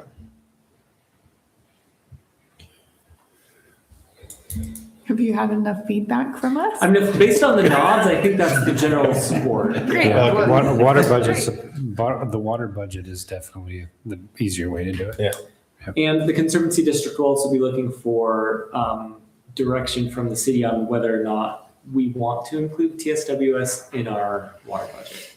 I would say yes. Yeah, I would too. Yes, too. Yeah. It's easier to make that. Make it easier for us to manage it if we get hit, so. It's easier to stop water in the field Yeah. compared to little Timmy taking a bath once a week. I Okay. appreciate your input and patience through that process. Thank you. Thanks, Ben. Anything else before we move on? So is there anything that we can look forward to that's not costing us money on the rest of this discussion here? You want the easy answer? I think I already see it. Okay. Item E6, discussion on continuation of Yopify services. We can make this a really brief conversation. I think that, so the Conservancy District had a 3-year grant, which has expired. And they have approved as part of their budget to pay for 50% of the cost of Yopify. Hannah recently pitched or kind of explained what Yopify was. And what they're looking for is what cities want to continue using Yopify as a service. And it's kind of interesting. As I've gone through this, the water shortage contingency plan, this is where you really want a service like this. You also really want a service like this in the case of any public safety concerns, road closures, major water leaks. I think that for the value that we have to pay, so I think it's for the remainder of the calendar year is like $4,500, pretty minimal for the service that we're receiving. And essentially, the direction, this is not looking for a vote on this. If there's support for continuing Yopify services into the next into the next budget cycle. So looking at this is for a 4-month period, we're looking at roughly 4,600. Yeah. So you're figuring probably 14,000 next year. Yeah, roughly that. Okay. Do we really need it? No, we don't need it. The alternative is that when we have these types of emergencies, we don't have a great way to communicate with the public. So I think that, I never even heard there was a Yopify app to get on and see what's going on. It's a proactive communication. So this is where, say, if there's, for example, like a brush fire in the community, we can send out a targeted message based on the neighborhood, based on the geographic area, the status of a public safety event. Well, and it'll do a phone call too. It'll phone call, email, text message. Yeah, and the reach is pretty impressive. They're reaching like 90% of our users. So going beyond just the water thing, if we had an emergency or something come in, or we had a road outage or anything, you can send it out to a targeted area. I watched the demonstration on it. They can pick by household who's affected and notify them. Every community that I've worked for has this question of how do we actually get a hold of residents if we need to? If we know that a flood's coming, if we have advance warning for a flood, it's very difficult to get that message out. We don't have an effective phone tree in place. It's really kind of hard to communicate with residents. This is really the best tool that I've ever seen that cities can use in just essentially broadcasting messages. And right now, How's it going to broadcast to me? Via text message. That's the primary. call you, whatever the person that's running it tells it to do is going to do. Well, and If they So I send have to carry this with me wherever I go if I want to Yopify notice. Correct. or an email and Whatever happens to the VMS board, just letting it know when they less in the town and that. Well, then you have to drive past it. This is, you could be out of town, get notified that you've got something happening, then Do I have a call family and have them go do something. Are we budgeted for $4,000? No, then that's why it's before you tonight. It's just to let you know that it's something that we have not budgeted for, but would likely be part of a future budget. do we know if in the 2027, is it going to be, are they going to cost share that too again? They're planning to, but their budget's not approved yet. Okay. So to me, even if I'm looking at, for a yearly thing of up to $15,000 or $10,000, and you're going to try to pay someone to go and send emails and make phone calls, you're going to eat that up in labor in a very short amount of time. So especially for this year, I don't think it's even a question. I mean, that you can't buy the labor for that number. It's very efficient. Yeah. You get bang for your buck on your communication dollars. Exactly. Well, and I look at it more on the public safety side than the water side, to be honest with you. Yeah. This is, the 4,600 is for Getting to the end of the calendar year. the calendar year? Yeah. Okay, August through All right. December. calendar year. Have we used this at all before? We have, yeah. We're currently using it for water leak notifications. Have we ever notified anybody of anything? We've also used it for, We did- yeah. Yeah, we did it for asphalt leaks, things like that. We also used it a little bit for the parkway on that one side, some of those homes that were affected. Part of it's got to be us getting used to using it because it just came online. We were a little bit slow in adopting it. We were. The water district used it when they shut off TSWS and that kind of stuff. too. Well, I think it's a useful tool if you actually use it. If you're not going to use it, then don't pay for it. Yeah. Okay, thank you. All right, next one, E7 is discussion on Tokerville City Code Enforcement. Do you want to lead this one? I think I'll let you lead this one. Okay. I know we're handling code enforcement in-house and we're doing the best we can. My issue with our current code enforcement, it has to be a written complaint with the person doing the complaint, putting their name on it, which is good and bad. I've got a neighbor right now that wouldn't complain if somebody was burning the side of his house down because he wouldn't want to ruin a relationship with a neighbor. Now, his life's miserable because he won't. Other neighbors have complained about another individual. So if you have a code enforcement officer, which we did have, and from what I wasn't here then, and I understood he did a good job, it's actively going out and it's effective against if anything that's visible, and you're treating everybody in the community the same. You're not waiting for, because one neighbor's more irritated with another neighbor. You're going out and looking at everything. To try and expect these guys to go out on every little thing is another reason to have the written complaint. From my side on the going out, and all we do, we actually don't go out and talk, right? We just send them a letter. Correct. I mean, there will be, we've made calls.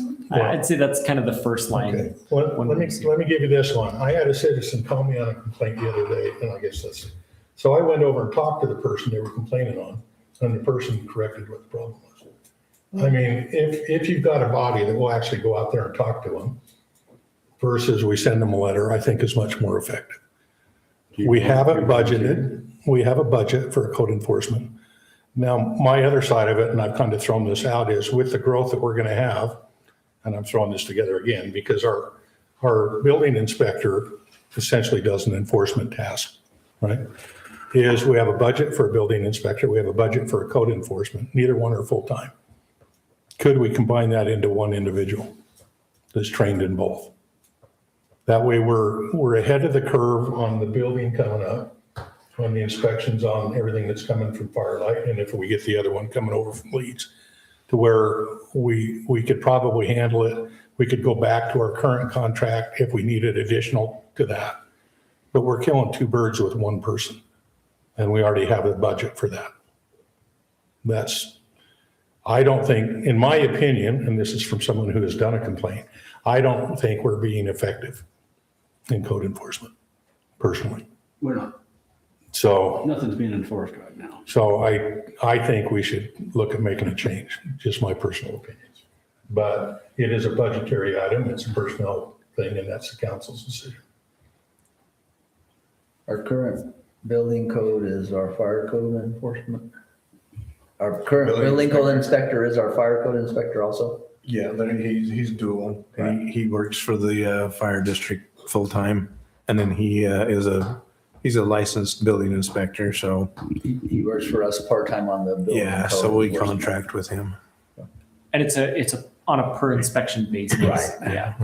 So the building permit fees pay for his cost, or as they would anywhere else too, Right. if it was full-time or. Okay. That's going to turn it into a But full-time you'll job have, almost. but you would have. The building code inspector? The other thing too is I think a building code or building inspector, somebody that you just don't make that overnight. Right. So to try to find that one person that can do both jobs is hard. And that's going to be Well, and it a doesn't, massive undertaking. yeah. And if it doesn't, to me, it doesn't have, that would, to me, would be a goal down the road. Yeah. But you deal with one at a time right now. To me, code enforcement, we're lacking. It would be ideal if we could find somebody that could do both, but I think we have to do something different than we're doing right now. And you think we could go with non-written complaints? I think if they're driving around, and like I say, the problem I'm having is some of this is turning neighbor against neighbor. It is. And to me, if you can just, if it could be a called in complaint, they go out and inspect whether it is a valid complaint or not, then you're fine. They probably have a few more than they would now. Right. I think Dan actually, or sorry, Mayor Catlin, said that he would volunteer.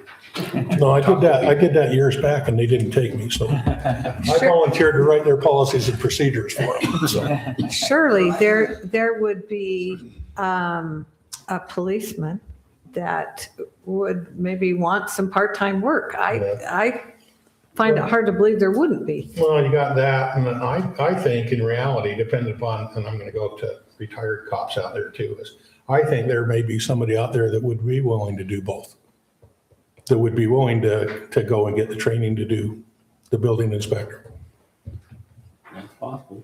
To me, I haven't approached him, but I know our last one who was doing code enforcement before, the reason he left, he needed to have a full-time position. Right, And we didn't have the funding for a full-time code enforcement. right. I'm just trying to, with all the inspections coming out and the rest of the valley growing as quickly as it is, the building inspector thing has got me a bit worried on being able to keep up with it and stay on top of it. And it's like the one that was brought up, I think it was in planning commission the other night, where they told him to get their occupancy permit, they had to change their outdoor lighting because it didn't meet code. So they went out, did the inspection, they had changed the lighting, and then apparently right after they got their occupancy, they changed it back. Well, your building really? inspector and code enforcement being the same one. Well, I think it's definitely needed. I don't think we'll need it much out there in the growing for quite a while with all the HOAs. We can kind of patrol ourselves in HOAs, Right. but areas that aren't gonna be HOAs, we're gonna compound our problems for sure. We're gonna have more work there. So that was, Try to seek out and find. If I were to provide any color to the conversation, a few points that I would make. I know that a neighboring community, Hurricane, had a similar model years ago, where the building inspector was also the code enforcement officer. And my only point in saying this is that it's personality dependent. You really have to have the right person for the job. The code enforcement side was very much so not a priority for this individual because he was a building inspector. That was his profession. I would also add that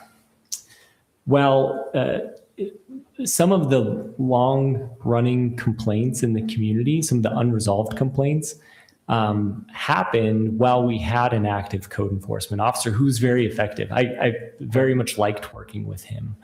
But some of the really difficult complaints to resolve were not resolved while he was on staff. And I don't blame that on him. He worked with the community better than any code enforcement officer I'd ever seen.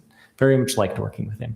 But some of these code enforcement issues are very difficult to move the needle on. And I would also add, Councilman Olson mentioned that we're not doing any code enforcement. And I would like to add that there are many complaints that have been resolved, right? That have been lodged with the city and resolved completely, and it happens quietly. And, a lot of we're not getting a Google review because we resolve a code enforcement complaint, right? But I would acknowledge that there are some long-term complaints that are very difficult to resolve.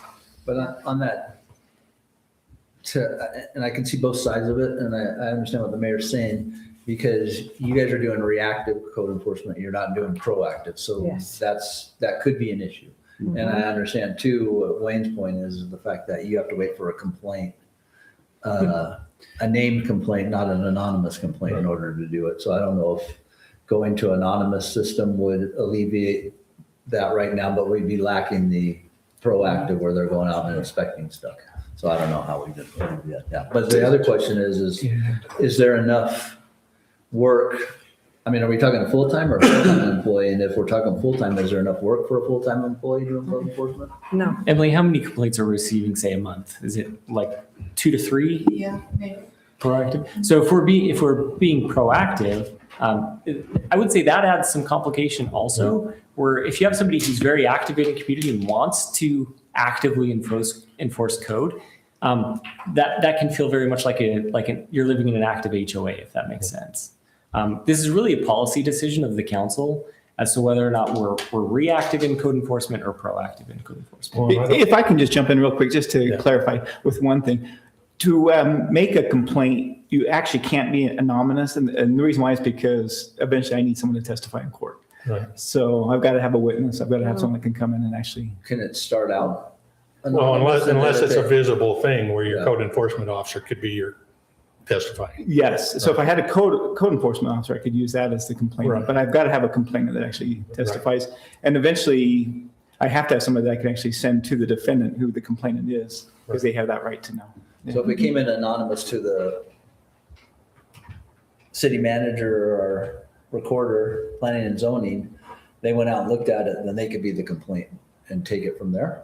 We would have to have a complainant, someone. But I mean, they could be the complainant from there. The city employee could be the complainant if it was. Once they went out and inspected it. Especially if it was a code enforcer. Yeah. That- Yeah, and I was working with Jason when he was doing that. Right. Yeah. Okay. So- So that would alleviate, so that would allow us to go to an anonymous complaint system whereby you guys go out, look at it and see whether it's a viable complaint or not, and then you become the witness and the enforcer. Well, If it's not, then they can. Okay, I have a concern on that, a Okay, safety yeah. concern on that one, Yeah. right? I don't want Emily or one of these guys going out and it's not trained about. But they're doing it now, aren't you? No, No, no. no.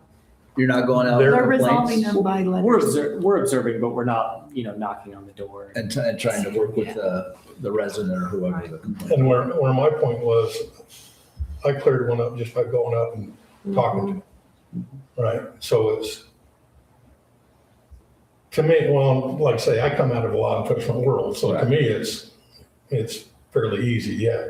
And I am still very much, we have codes, and if we don't enforce them, we don't have codes. So that's just, We have codes and we don't enforce them, Right. and that's why we don't. have it's, we don't, codes. yeah. That's Well, why our city, it's like, we all need to take more pride on our city, and maybe that's where it begins. Maybe we need to, say, hey, these things are part of our ordinance. You need to keep your weeds down. You need to, and that's a safety thing too with fires. So, yeah, it's So I a little just- frustrating. Well, and the reason No I one asked wants Ben to take put it away on is strength. I think it warrants a discussion. Yeah, yeah. We've had it, we've gone away from it. Do we want to stay away from it? Do we want to try and put it in with, like I say, I don't think there is for a full-time position No. right now.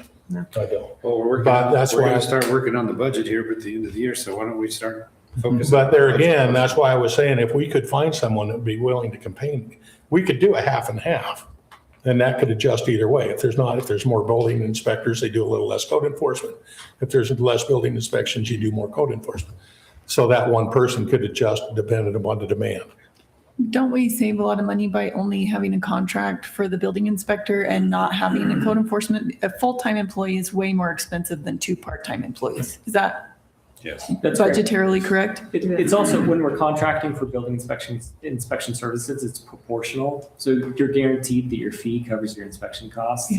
If the volume doesn't demand, you may be paying more if you have a salaried or Right. even, Right. Plus you have benefits if you have a full-time employee. Yeah. Yeah. That comes into play. So, But if we have the money, I think we should actively be looking for a code enforcement officer. well, there again, if we could find somebody that would be willing to do both, would we entertain it? I'd have to look at the cost. What's code enforcement budget now? 40, I don't know think? off the top of my head. I think we were, at least on the budget I went through today, it was 40 for code and 30 for inspection, for building inspector, roughly. A lot of money. The line items, was it not? And we don't need to look at it right now, but we could come back and look at a number and find out what it is, but it's, we're not going to shrink in size and it's not going to get better. So, So eventually you're going to have a code yes. enforcement. That's the bottom line. Yeah, exactly. But do we need one now if we have 2 or 3 a month? Well, we only get 2, 3 a month question on that. people that are willing to complain I think the biggest reason is people don't know how or aren't to willing turn in a to. complaint Or or not willing willing to. Yeah. You can drive down some of the streets right now and see violations that Oh. are clear that the neighbors have talked to them but aren't willing to complain. So, Yep. I think this is certainly a pendulum, right? So when it swings one way, it's finding a happy medium. Yeah. If you get a very hungry code enforcement officer who's very excited about enforcing all codes, I think that you would see a lot of negative reaction from the community. And that's where you end up going back to a complaint base, because you don't want somebody who's knocking on everybody's door, telling them exactly how to live their lives. well, and that's down to managing people. So in reality, that's, And character of people too. yeah. This is two in the same. In my line of work, we call them badge heavy and not badge heavy. So But in the interim, we go the way we are. well, no, in the interim, could we not make the complaints an anonymous process? And then you have to have somebody go out and inspect it, Well, they can go out and inspect it without interacting with the person. depending upon where the complaint is. Yeah, on the depending on what the property. complaint is. Backyard, it's kind of hard. Yeah. And I do not, I do not want these folks going out there personally. Well, that's the position they put themselves in when they said they would take care of the code enforcement for the city. Did you guys not think you were? Yeah, and gonna that's go what out we're there? doing. That's what we're doing too. I think the difference is how it's communicated, how it's Right. relayed to the resident, whether we're knocking on the door as a city or whether we're picking up the phone and having a conversation with them. Okay. So I'm not a voting member, obviously, in this. I just had a rental in St. George, and I had a tenant who kept crap out in the front yard, cars. The communication to me was, here's the letter and here's the fine. And I believe the way they paid for their enforcement was the fine. Not that you had this nice person, well-trained, to go knock on doors and communicate with people and get the problem resolved. It was fine, you don't resolve it, increased fine, and that's how, I'm pretty sure they would pay for that enforcement officer is through the fines.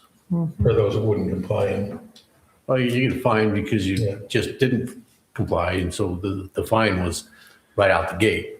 It's not like, we'll fine you if you don't comply. It's like, you're already not in compliance, here's your fine. well, and that's what stance the city wants to take and how they want to do it. So, I think part of that Depends on what your problem, budget is too, because how are you gonna pay for the person?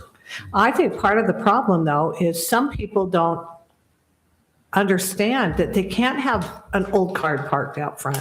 They don't understand that they have to take care of their weeds. I mean, How's So, that, so, how's that old adage go? Ignorance is no Exactly. excuse for the law. Is that how it so, goes? years ago, when the area was small, the whole area, the whole county, and people would come into my office and they would say, I can't believe that these things go on, and where's the government's role? Why isn't there? And I'd say, where did you come from? Just anecdotally, California. yeah, Why did you leave? Oh, there's too much regulation. Welcome to Washington County. Back then we were a lot smaller. So you're the small community, and people probably part of the reason they're here is because they think they can do what they want with their property as they want.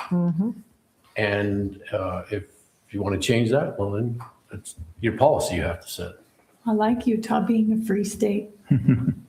Well, it's sort of, my other analogy, that analogy maybe is, my grandpa had about a 1 acre lot. And excuse the example, but he could go out and he could relieve himself. He could take a pee out there somewhere and no one would know or care. Yeah. Right? The closer you bring people together, the more people care, and you're going to have to regulate it more.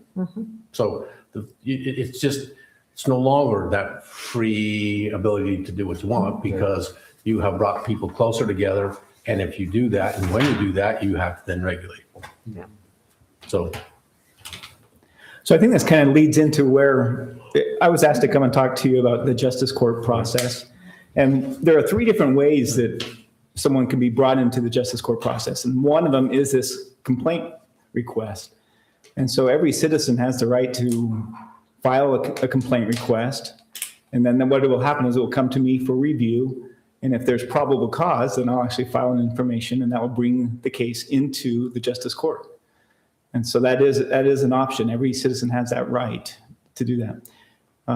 That's where, though, if you did have a code enforcer, in a way, it does make it easier because that you can contact the code enforcer, and that code enforcer will go and look at it, and hopefully, like what Jason would do, he was amazing at it. He would go and talk to the person and work things out. And so rarely did we end up having to go to that to take this next step where the complaint request was sent and I filed the information. But we do have that option, and if you have a good code enforcer, that's who I would work with. I'd work with that code enforcer, and that'd be one of the ways to move forward with the case. The other thing that you would eventually want to look at is whether or not that code enforcer also started enforcing, like what eventually becomes a big issue in smaller cities is animal issues. Right. So that's another thing eventually you're gonna have to consider. And I know Jason was looking at getting certified before everything kind of, where he decided to go a different direction. Yeah. So that's definitely something that you need to eventually look at. So I worked for Washington City for 14 years when I first started with Washington City as their part-time prosecutor. So my wife and I were a team, and we started with them. And when we did, Washington City, their police department was in a small house. They were very little. We had just a handful, well, maybe more than a handful of cases, but maybe 30 or 40 cases a month. Within that 14 years, it grew to where they had thousands and thousands of cases. In fact, it grew to the point where my wife and I could do that as a part-time job. So we actually had to quit, and now they have a full-time prosecutor over there that's handling that. They have a judge over there that handles their cases. So here at Toquerville, my wife and I, we've been here for 1.5 years. And we first started, there was not very many cases. In fact, our very first year in 2024, when we started halfway through. So we started in July. But that very first year, we ended up just resolving 26 cases. So again, there was not a lot of cases. But then now in 2025, we actually ended up having 162 cases. So it just shows you already the number of cases are increasing quickly. Mm-hmm. Part of that is because already Toquerville is not only growing, but because of the new roads that are being put in, that's where we get a lot of our cases. Most of our cases come from the sheriff's department because that's who enforces your laws here. You have a contract with the sheriff's department. But then also we get cases through the highway patrol, because a portion of I-15 is actually in Toquerville.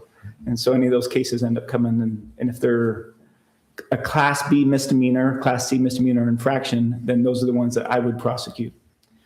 So the way it works is the county attorney, and I happen actually to be the county attorney too, that's my day job. So the county attorney, we handle all the felonies and Class A misdemeanors. And so anything that's when the county, actually representing the state, will handle those cases in the district court. But any of the Class B misdemeanors or C misdemeanors infractions, those are the ones that go to the justice court. Right now, Toquerville contracts with the Washington County Justice Court to handle the justice court cases. And the way that works is they actually get half of the fines, and then Toquerville gets half of the fines. And so part of what actually pays for my job and for the public defender is those fines that come in to help offset my cost and also the cost for the public defender. Eventually, it can actually get to the point, like in Washington City, they were getting to the point where they're bringing in a few $100,000 every year. And so they were bringing in enough to where they actually decided they brought on their own judge, and they ended up being able to grow their program based on the money that they were bringing in. So someday that could be an option. But right now, the best thing by far to do is, of course, contract with Washington County and work with them. So you're dealing with the sheriff's office on citations and arrests, right? And the highway patrol? Yes. Where are we on ordinances in the court? So we are in the process of so my wife and I are just getting those into the Washington County court. So prior to my wife and I taking over as the prosecutors here, you didn't have any of your ordinances in with the Washington County court. And so everything that the sheriff's department was doing is they were filing everything through Washington County ordinances. Right. And so we are just now in the process of working with the court to get the Toquerville ordinances approved and actually in their system. What's the process and timeline on it? So we first of all have to write the code. And so the way that we write the code is we don't use the exact language We actually make it more simple so that when the person's getting their charge, they understand it better than if they're actually looking at the ordinance itself. And so the timeline is right now, we're getting those filed as we're getting new cases. So whenever we get a case that they don't actually have our ordinance, we get that filed with them, we get them uploaded. But that is a process, and it's just going to take, it's probably something that's going to take a few years to get to the point where we have all of our ordinances actually with them, where they have them all and ready to file. And I don't know so, if I should sit here and ask questions or go over there and ask questions. Just give you background, I've had a complaint in for 4 years now, between 3 and 4 years, that's not resolved. So yes, and so again, with this process, of course, before I can go forward, I have to have the actual complaint review. And the tricky thing with that case, and I'm familiar with your case, is Jason was trying to work that out before he actually filed the complaint review. And so I just got that complaint review. And so it just officially got filed with us. And so we're just in the process now of getting it filed. So he, good or bad, his position, the way that he tried to handle that is he tried to work it out with them instead of actually ever filing the complaint request with me. And so you hadn't had it yet, so it stayed here in the office until then, or we just didn't know it hadn't been transferred? He just never actually filled out the paperwork and got it over to So me. he's been gone for how long now? 6 months. Yeah. And I'm trying not, Yeah. I probably ought to do this in a separate thing. Yeah, so if we're getting into specifics of an individual Right. case. we So probably I'm just saying, not how to do many of that our ordinances are currently in the court? And in what type of ordinances are currently applied that is the court accepted? So right now we got the business license approved because we have a couple complaint reviews that we're working with them on. We're in the process right now of getting 2 lighting ordinances approved. We've filed them with them. It's a process where it actually even has to go to Salt Lake. They have to get approval and they send it back. So we're just in that process of getting those approved. Trying to think of the other one that we've got approved. There was Just trying another to figure one. what category of complaints have we had that have not been able to be resolved by the phone calls that are going to end up having to go over there, and how long is it going to take? Yes. And so again, we're speeding up the process. It's actually getting faster now that we've been able to figure it out with the court, what the court actually needs. Okay. And we actually have a contact now in Salt Lake that we can work with directly that is helping us out. Okay. Part of the problem is just finding the right person to get these things moving in a quicker manner. But we are, I think right now we have 5 complaint requests that have been filed. Out of those, we're in the process now of getting them summoned into court. And so those actually have been charged. I filed the information. Their next step would then be the arraignment, where they have to come and either plead guilty or not guilty. If they plead not guilty, that's when it goes to pretrial. And usually at pretrial, 95% of our cases end up resolving with some type of plea agreement. But if they choose, then they do have the right to take it to trial. And at trial, that's where the burden of proof is on myself as the prosecutor. I have to prove the case. Of course, I represent the state, it's my day job again. But for here, I represent Tocqueville City. Right. And so we have the burden of proof. And at that trial, I have to bring in a witness, right? That's where I have to bring in somebody to actually take the stand, to testify, to give the evidence to the judge so the judge can decide whether there's evidence beyond a reasonable doubt to actually convict this person. And so that is the process. If we get them convicted, then we end up going to sentencing. Yeah. The trick on some of these complaint reviews is just getting somebody that's willing to know that they're going to be that witness. At some point, they're going to have to take the stand, take the oath and actually testify. And it does make it hard when it involves a neighbor. And again, that's where it is easier if I can work directly with a code enforcer, because then that individual knows that they come in and they're the ones that are testifying. And usually, especially if it's someone that has that law enforcement training, they know what they're doing, they're familiar with it, and they're familiar with the process.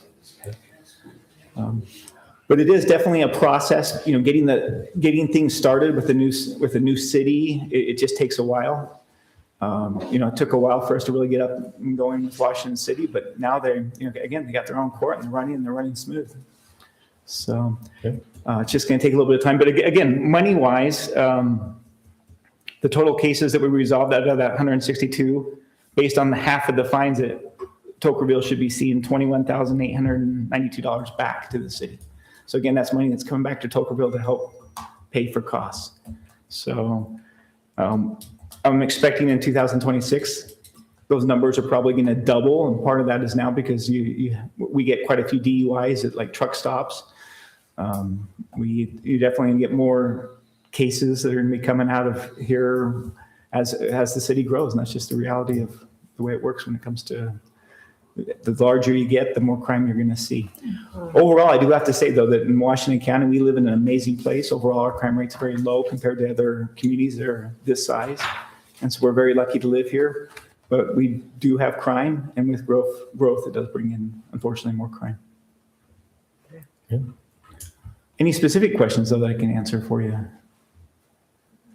No, I think we've seen a little more vandalism than we've seen in the past. I mean, we've had it down at the park several times, at Westfield Park now at least once. So I was just trying to find out where we're at on the process and where we need to get to.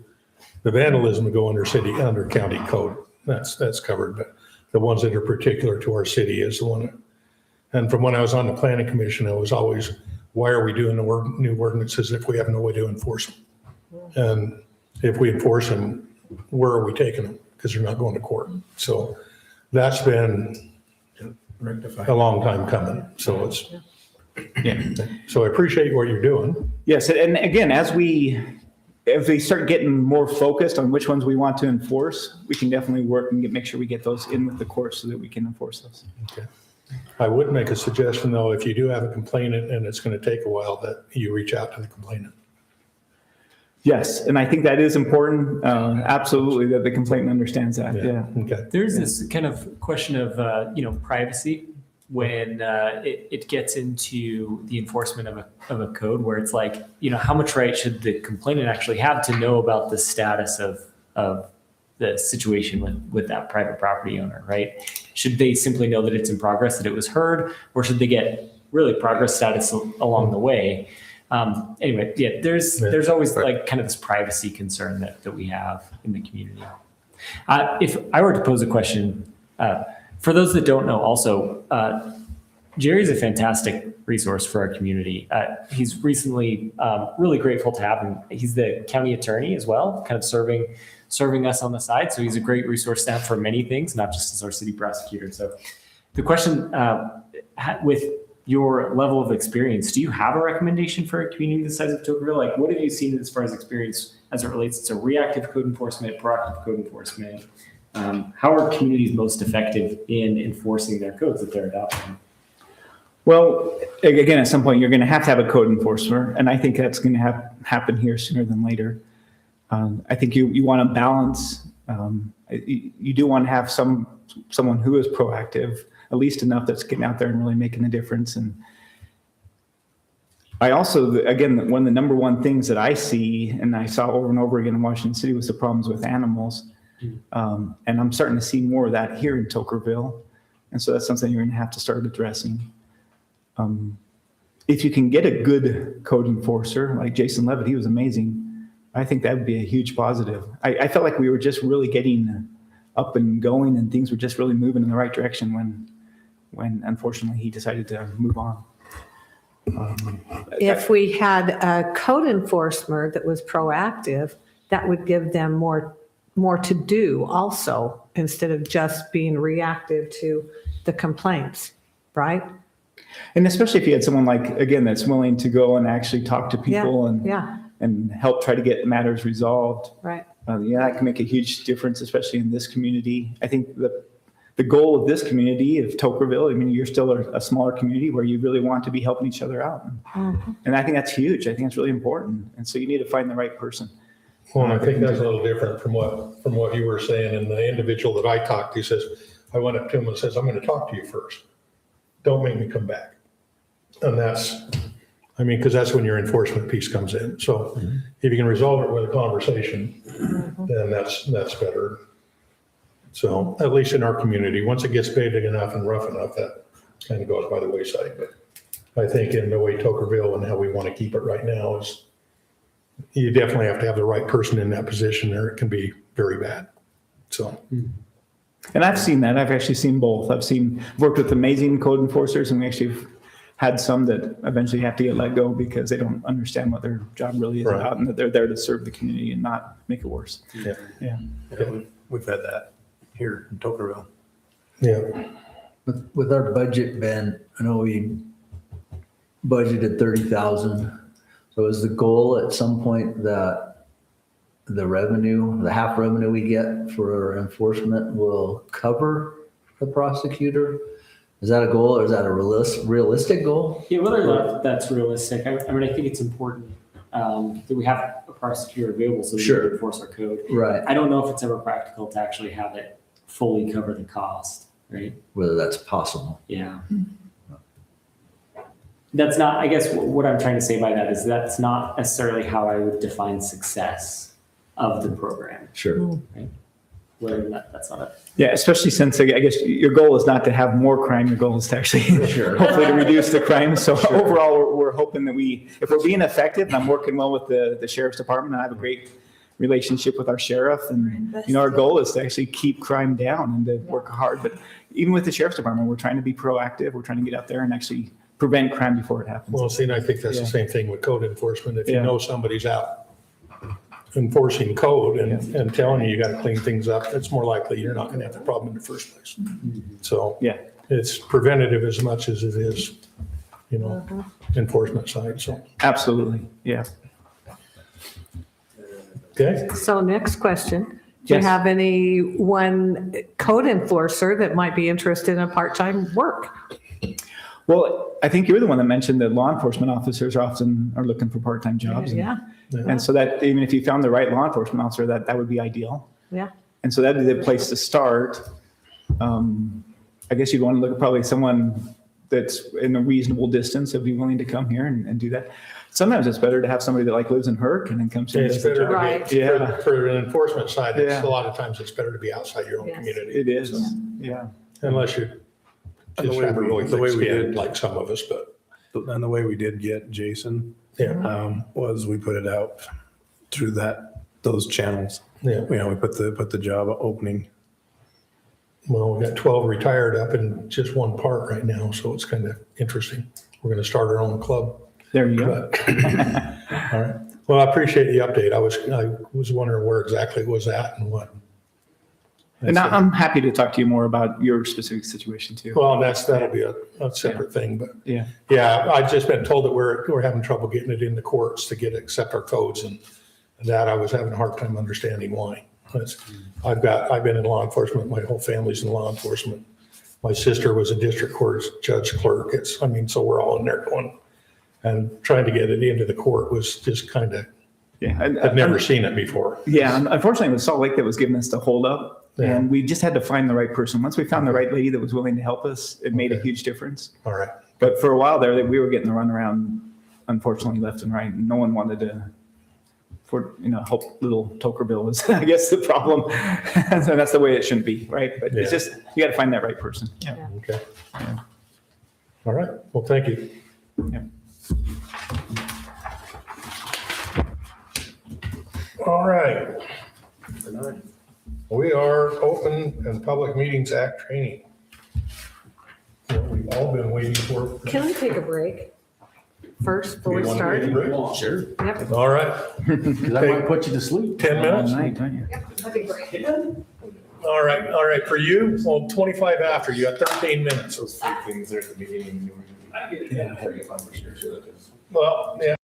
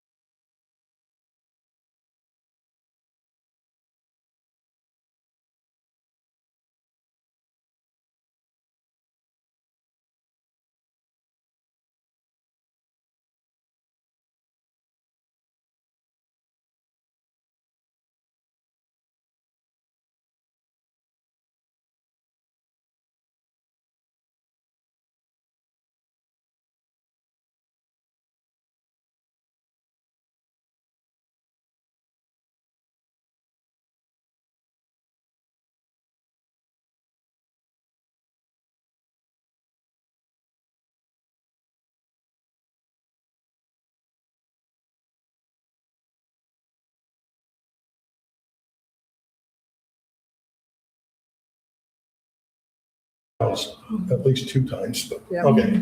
Yep. I'm sure this one will be much better considering who's putting us through it. That's right. I'm sure he streamlined this so much it won't be hard at all. I'm pretty sure he's ignoring all of us. No, I did streamline it, but, so I took what you had last year and I put some of that, just some of it near the end. And I took what the state, provides for training and utilize that. And then you'll see that I've highlighted in red, the salient provisions of that, so that hopefully we can move a little more quickly. So, we ready to go? All right. All right. So the basic premise of all of this stuff is that you can't act outside of a meeting, or you can't have a meeting outside of a meeting to predetermine what you're going to do in a public meeting. And whether you're doing that with a quorum, by phone or email or a gathering or whatever, you don't want to have a quorum of the council communicating on city business. Can we get the air turned down a little bit? Because they don't have any more coats. My coat is doing its job. We got Joey over here to shore. She's cold now. Well, if everybody would just carry weight like I do, you wouldn't have that problem, so. Not gonna happen. It's not, All right. insulation. You have to put a Insulation. coat on. Okay. So you can see, you got to give notice of your meetings at least 24 hours before the meeting. We'll get to emergency meetings later. And again, I'm just going through the red stuff. A public body, you guys may discuss an item raised by the public that is not listed on the agenda, but you can't take action on it. So if someone raises it, the public comment section says, oh, we're going to do this, and you can discuss some things. You just can't take action on something if it's not on the agenda. Okay. There's got to be written minutes. If you're going to have a site visit or a traveling meeting, you can do that. You don't have to, but you can't take any action. You're doing those things. There's got to be recording. That recording's got to be available within 3 business days. If there's pending minutes, they got to be available in 30 days. Once you have approved minutes, they need to be posted and available to the public. Here are the comments. There were no amendments in 2025. However, you may come across this is a note. Someone might want to tape record this, and they can do that as long as it doesn't interfere with the meeting. Okay. When you move into closed session, it has to be by 2/3 vote. And by the way, that must be a roll call vote. Because the public needs to know, and on a review needs to know, well, let's say, Wayne, and I'm sticking on you, Wayne, because you might want to object. You might say, I don't think we should go into executive session to talk about personnel or whatever. And you have the right to make that objection and vote against the public at the closed meeting. So you have to take a roll call vote. So we know who voted against going into closed meeting. Okay.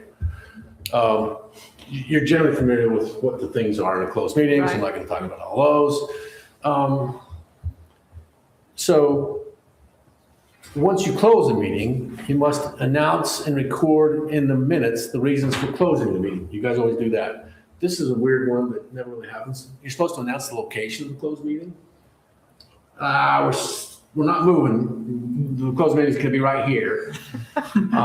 It seems rather obvious, but you're supposed to announce the locations. I don't know. And the name of each body who voted for or against. That's the roll call. You can't close a meeting to discuss filling a midterm vacancy or a temporary absence. That's not part of what an exec session is for. An ordinance, resolution, rule, regulation, contract, or appointment may not be approved during the closed portion of the meeting. You can talk about, say, a contract, but you don't vote on it and approve it in that meeting. With the exception of a vote to end the closed portion and return to the open meeting, a public body may not take a vote in the closed meeting. You talk about what you again, contract's an easy one. You might talk about who's going to get the contract in the closed meeting. You actually come out of the closed meeting and vote. Right. And determine which party got the contract. Okay. Emergency meetings, those are for unforeseen circumstances that may arise, and then you don't have to give it 24 hours notice. However, a public body may not hold an emergency meeting unless it attempts to notify all members of the body, like everyone in the council gets noticed, and a majority of the members approve the emergency meeting. Electronic meetings. Have you guys ever done it electronically? COVID. Yeah, we did during COVID. Voting. We did some electronic voting. Right? Okay, so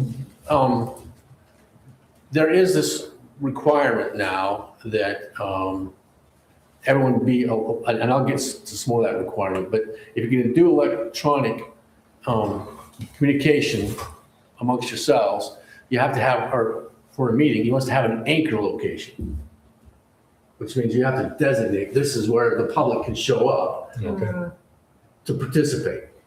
You have to have a location that the public could show up. You might be remote, but if they want to show up, you got to have a location to do that. Let me ask you that. During COVID, how would that work? Because you were restricted on who you could put in. This was the anchor, and they Right. they would say 6 feet apart. Okay. That's what they Get here early, all right. put on a mask. Yeah. And you also can provide means for other people to participate remotely as well, Zoom or whatever. But you have to have a meeting where people can participate in the meeting.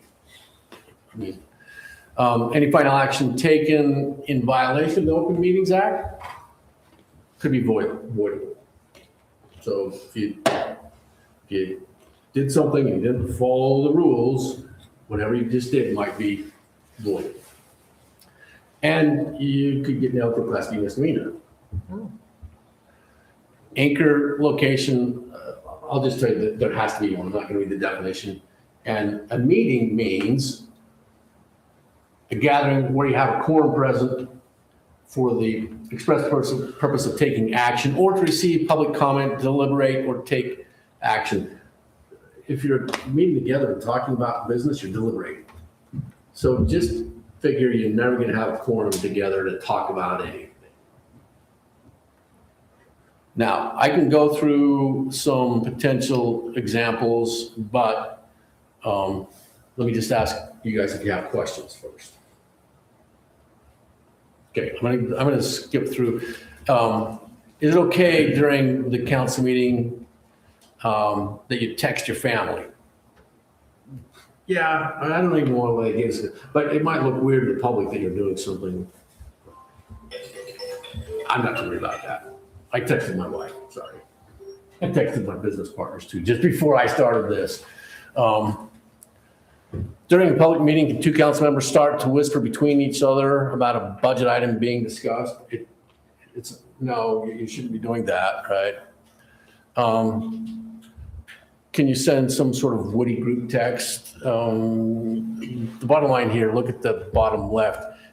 But keep in mind, any text messages are subject to grammar. So if you're texting on something, and let me just say that as a general, because grammar, what you don't want to be doing is sending emails around saying, oh, so-and-so in the community that's looking for this zone change, they're an idiot. They're an a-hole or whatever, they're stupid.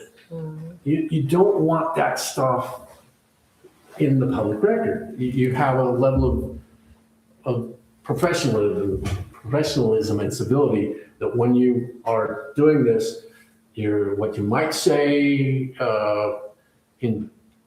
if you weren't in this position, you're not going to say here, you're going to just be very professional about it. So you don't want that stuff to get into the public record. Can you email two other council members about a controversial zoning decision that will be discussed in an upcoming meeting? In the email, the council member expresses their opinion to support the change. In the email, the council member asks if they have any questions. Can you do that? No. Even though the email exchange is in the formal meeting, council members should not deliberate. If you've got a quorum together, you're deliberating. You're suggesting, you don't. Now, just to clarify, a phone call between two council members just discussing topics. It's not a quorum. And you're not making a decision, you're just You're not making a discussing something on an agenda or But something. if you had 3 people. Yes, Well, correct. well, that's what caught me. If you're emailing back and forth, if it's just between 2 members, takes 3 to be a quorum. But It's but not it is brilliant. subject to grammar. It's not brilliant. Right, just keep in mind that any of those emails back and forth or text messages in between 2 people, Yeah. subject to grammar. Yeah. One situation where it crosses over into deliberation is if, for example, Councilman Sands, you call Councilman Campbell, and then you contact Councilman Olson and say, this is what Councilman Campbell said. Yes. All of a sudden, then you have deliberation of a quorum. Yeah. And there was at some point a phone vote process in the city that we've sort of poo-pooed a bit. Okay, so, but if you need an emergency, you have an emergency meeting. Good. Now, this is outside of what you need for the Open Meetings Act, so I'm just going to quickly go over a few things. There were some changes to GRAMA this year, the Government Records Access Management Act. And so now there's no longer a State Records Committee. There is a Government Records Office. And the director of that office must be an attorney who is familiar with how to deal with records and classifying records. And so you don't have a committee anymore. You have a person that's the director of that office. Their functions are listed down there. I'm not going to go through all their functions. But in short, this other bill prohibits a government officer accessing or using government records or information in a manner that is not related to a duty of the government officer. Like if you wanted information because you wanted to dig up some dirt on somebody in the community, you can't be saying to Emily, hey, give me all these records. You're going to go through the same process that everybody else is, and you're going to do it for legitimate public purpose. It's a crime if you intentionally violate those provisions. We've actually had some police officers get in trouble because they were running plates and licenses on people that was not in a function of their job. Yeah, and that's not a crime. Yeah. If they do that. Yeah. They also made it more difficult if someone challenges the classification of your records. There's an entitlement to recover attorney's fees if your classification was wrong. Yeah. But they have to show that you did it in bad faith now to get their attorney's fees. Okay, so it's not a full safe harbor, but a little safer. This is the Ethics Act. This is on disclosure of stuff. And Emily already had to fill out those disclosures, so I'm not going to worry about any of that. You could, if something got really bad, expel someone from the council for a financial conflict. That's it. What's the Utah law on recording conversations? Utah is considered to be a one-party state, meaning that if one person consents to that, you can record the other person and they never know about it. Without even telling them. Without even telling them. Some states are a two-party state where both parties have to consent.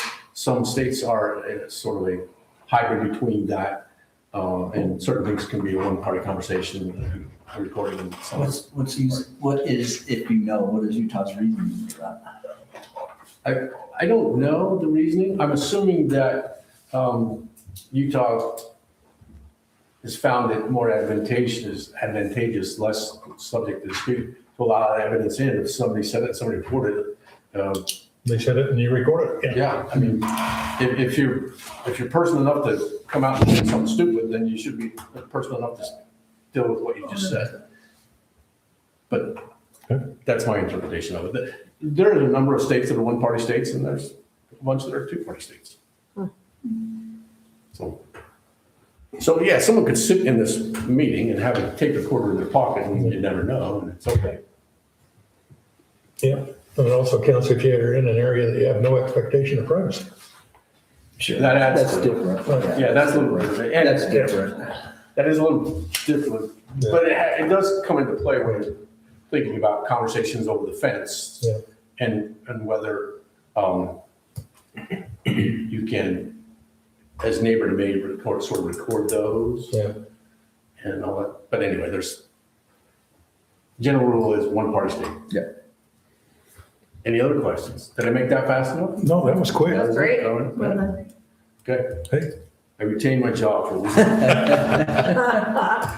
And we are on F, calendar of events. Spring Community Cleanup, Saturday, March 7th. Sunday, March 2, Saturday, March 8th, 2026, I assume. Joey, which one? Is that 6 or 5? I'm gonna go 6 today. Okay. Center Street Park, Westfield Park, TRE Park, and Tokerville Heights. I also failed to include the strategic planning session as a reminder, 1 week from today, so the 28th, from 3 p.m. to 7 p.m. here. I gotta make sure it's in my calendar or I won't be here. From 3 to what? 3 to 7. 7. What day? The Next 28th. Wednesday. Week from today. Yeah, February. January. 1 week from today. Oh, I have to be here. It's in my calendar.